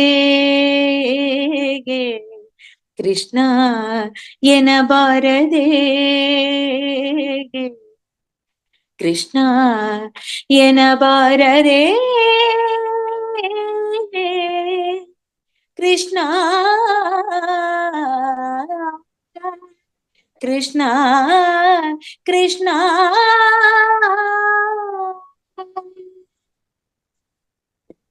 ಎಸ್ ಸ್ನೇಹಿತರೆ, ಎಲ್ಲರೂ ಕೂಡ ಚಪ್ಪಾಳೆ ಮುಖಾಂತರ ನಮ್ಮ ಪೂರ್ಣಿಮಾ ಮೇಡಮ್ ಅವರಿಗೆ ಅಭಿನಂದನೆಗಳನ್ನು ಸಲ್ಲಿಸೋಣ ಸ್ನೇಹಿತರೆ.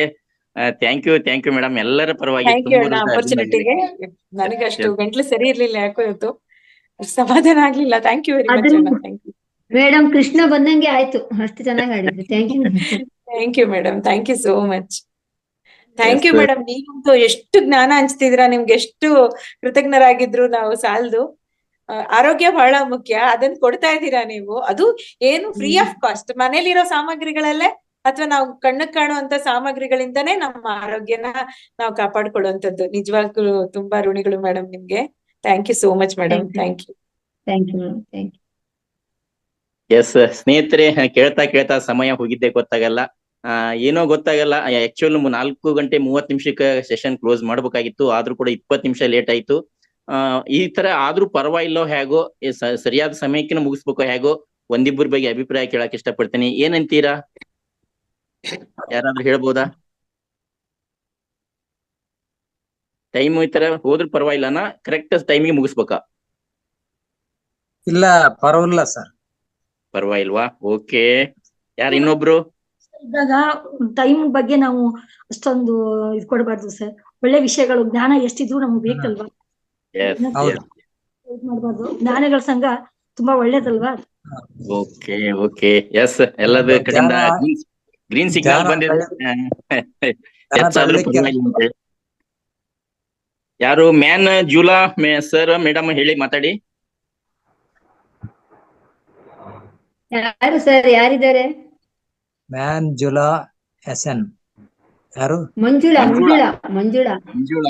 ಸಾರಿ, ಹೌದೇನ? ಮಂಜುಳಾ ಎಸ್ ಹೇಳಿ ಮೇಡಮ್. ಇಲ್ಲ ಸರ್, ಪ್ರೋಗ್ರಾಮ್ ಮುಂದುವರೆದ್ರೆ ಏನು ಆಗಲ್ಲ. ಒಂದೊಂದ್ಸತಿ ಒಳ್ಳೆ ಇಂಟ್ರೆಸ್ಟ್ ಇರುತ್ತೆ, ಅವಾಗ ಕಟ್ಟದಾಗ ಅಯ್ಯೋ ಇನ್ನೊಂಚೂರ್ಗೆ ಹೇಳಿದ್ರೆ ಚೆನ್ನಾಗಿರೋದು ಅನ್ಸದ್ದು. ನಡೆಯುತ್ತೆ, 5 ಗಂಟೆ ನಡೆಯುತ್ತೆ ಸರ್. ಇವಾಗೆಲ್ಲ ರಜೆ ಇದೆಯಲ್ಲ, ನಡೆಯುತ್ತೆ. Okay okay okay, thank you ಸ್ನೇಹಿತರೆ. ಅದ್ಭುತವಾಗಿರ್ತಕ್ಕಂಥ ಸೆಷನ್ ಅನ್ನ ಕೇಳಲಿಕ್ಕೆ, ನಾವು ಜ್ಞಾನವಂತರಾಗ್ಲಿಕ್ಕೆ ಮತ್ತು ಈ ಜೀವನವನ್ನ ಸಾರ್ಥಕ ಮಾಡ್ಕೊಳ್ಳಿ ಅಂತಂದೇ ಪತ್ರಿಜಿ ಗುರುಗಳು ಈ ಒಂದು ಮಹಾವತಾರ್ ಫೌಂಡೇಶನ್ ಕ್ರಿಯೇಟ್ ಮಾಡಿ ರಂಗನಾಥ್ ಗುರುಜಿ ಮತ್ತು ನಾಗರಾಜ್ ಗುರುಜಿಗಳಿಂದ ತಾವೇ ನಿಂತಿದ್ದು ಈ ಒಂದು ಸೆಷನ್ ನಡೆಸ್ತಾ ನಮ್ಮೆಲ್ಲರಿಗೂ ಕೂಡ ಜ್ಞಾನವನ್ನು ಕೊಡ್ತಾ ಇದಾರೆ. ನಾವು ಇಲ್ಲಿ ಯಾರು ಬಂದಿದೀವಿ, ಯಾರಿಗೆ ಲಿಂಕ್ ಸಿಕ್ಕಿದೆ, ನಾವೇ ಪುಣ್ಯವಂತರು ಅಂತ ಹೇಳ್ಬಹುದು. ಇಷ್ಟೊತ್ತನ ತಾವೆಲ್ಲರೂ ಭಾಗವಹಿಸಿ ತಮ್ಮೆಲ್ಲರಿಗೂ ಕೂಡ ಮಹಾವತಾರ್ ಫೌಂಡೇಶನ್ ವತಿಯಿಂದ, ಮಾಸ್ಟರ್ಸ್ ಕಡೆಯಿಂದ ಅನಂತ ಧನ್ಯವಾದಗಳನ್ನ ಹೇಳ್ತಾ ಇವತ್ತಿನ ಸೆಷನ್ ಇಲ್ಲಿಗೆ ಸಂಪನ್ನಗೊಳಿಸ್ತಾ ಇದಾವೆ. ಏನಾದ್ರು ಹೇಳಿದೆ ಇದೆ ಮೇಡಮ್? ಮೇಡಮ್ ಇಲ್ಲ, ಎಲ್ಲರೂ ಎಲ್ಲಾ ಸೆಷನ್ ಅಲ್ಲೂ ಭಾಗವಹಿಸಿ ಅಂತ ಹೇಳ್ತೀನಿ. ಬೆಳಗ್ಗೆ, ಮಧ್ಯಾಹ್ನ, 11 ಗಂಟೆ ಎಲ್ಲದರಲ್ಲೂ ಅದ್ಭುತವಾದ ಜ್ಞಾನ ಇರುತ್ತೆ, ಧ್ಯಾನ ಇರುತ್ತೆ. ಎಲ್ಲರೂ ಎಲ್ಲಾ ಸೆಷನ್ ಅಟೆಂಡ್ ಮಾಡಿ ಎಲ್ಲಾ ಜ್ಞಾನವನ್ನು ತೆಗೆದುಕೊಳ್ಳಿ ಅಂತ ಹೇಳಿಕ್ಕೆ ಇಷ್ಟಪಡ್ತೀನಿ. Thank you sir. Thank you. ಸ್ನೇಹಿತರೆ, ಆದಷ್ಟು ಎಲ್ಲರೂ ಕೂಡ ಕ್ಲಾಸ್ ಅಟೆಂಡ್ ಆದಾಗ ಈ ದಿವಸದ ಒಂದು ಲಿಂಕ್ ಏನಿರ್ತಾವ ಅದಕ್ಕೆ ಲೈಕ್ ಕೊಡೋದನ್ನ ಮಾತ್ರ ದಯವಿಟ್ಟು ಮರಿಬೇಡ್ರಿ. ಯೂಟ್ಯೂಬ್ ನಲ್ಲೂ ಕೂಡ ಈ ಸೆಷನ್ ಸಿಗ್ತವೆ. ನಿಮ್ಮವರಿಗೆ, ಫ್ರೆಂಡ್ಸ್ಗೆ, ಸ್ನೇಹಿತರಿಗೆ ಎಲ್ಲರೂ ಕೂಡ ಈ ಸುದ್ದಿಯನ್ನು ಮುಟ್ಟಿಸ್ರಿ ಅಂತ ಹೇಳ್ತಾ ಈ ಸಮಯಕ್ಕೆ ಇವತ್ತಿನ ಸೆಷನ್ ಅನ್ನ ಸಂಪನ್ನಗೊಳಿಸಿದ್ವಿ. ಎಲ್ಲರಿಗೂ ಕೂಡ ಭಾಗವಹಿಸಿದ್ದಕ್ಕಾಗಿ ಅಭಿನಂದನೆಗಳು. ಹಾಗೂ ಮಹಾವತಾರ್ ಫೌಂಡೇಶನ್ ಅಲ್ಲಿ ನಮಗೆ ಜೂಮ್ಗೆ ವರ್ಕ್ ಮಾಡ್ತಕ್ಕಂಥ ಅವ್ರಿಗೂ ಕೂಡ ಅಭಿನಂದನೆಗಳು ಹೇಳ್ತಾ, ಯೂನಿವರ್ಸಿಗೂ ಪ್ರಕೃತಿ ಮಾತೆಗೂ ಕೂಡ ತುಂಬ ಹೃದಯದ ಧನ್ಯವಾದಗಳು. Thank you.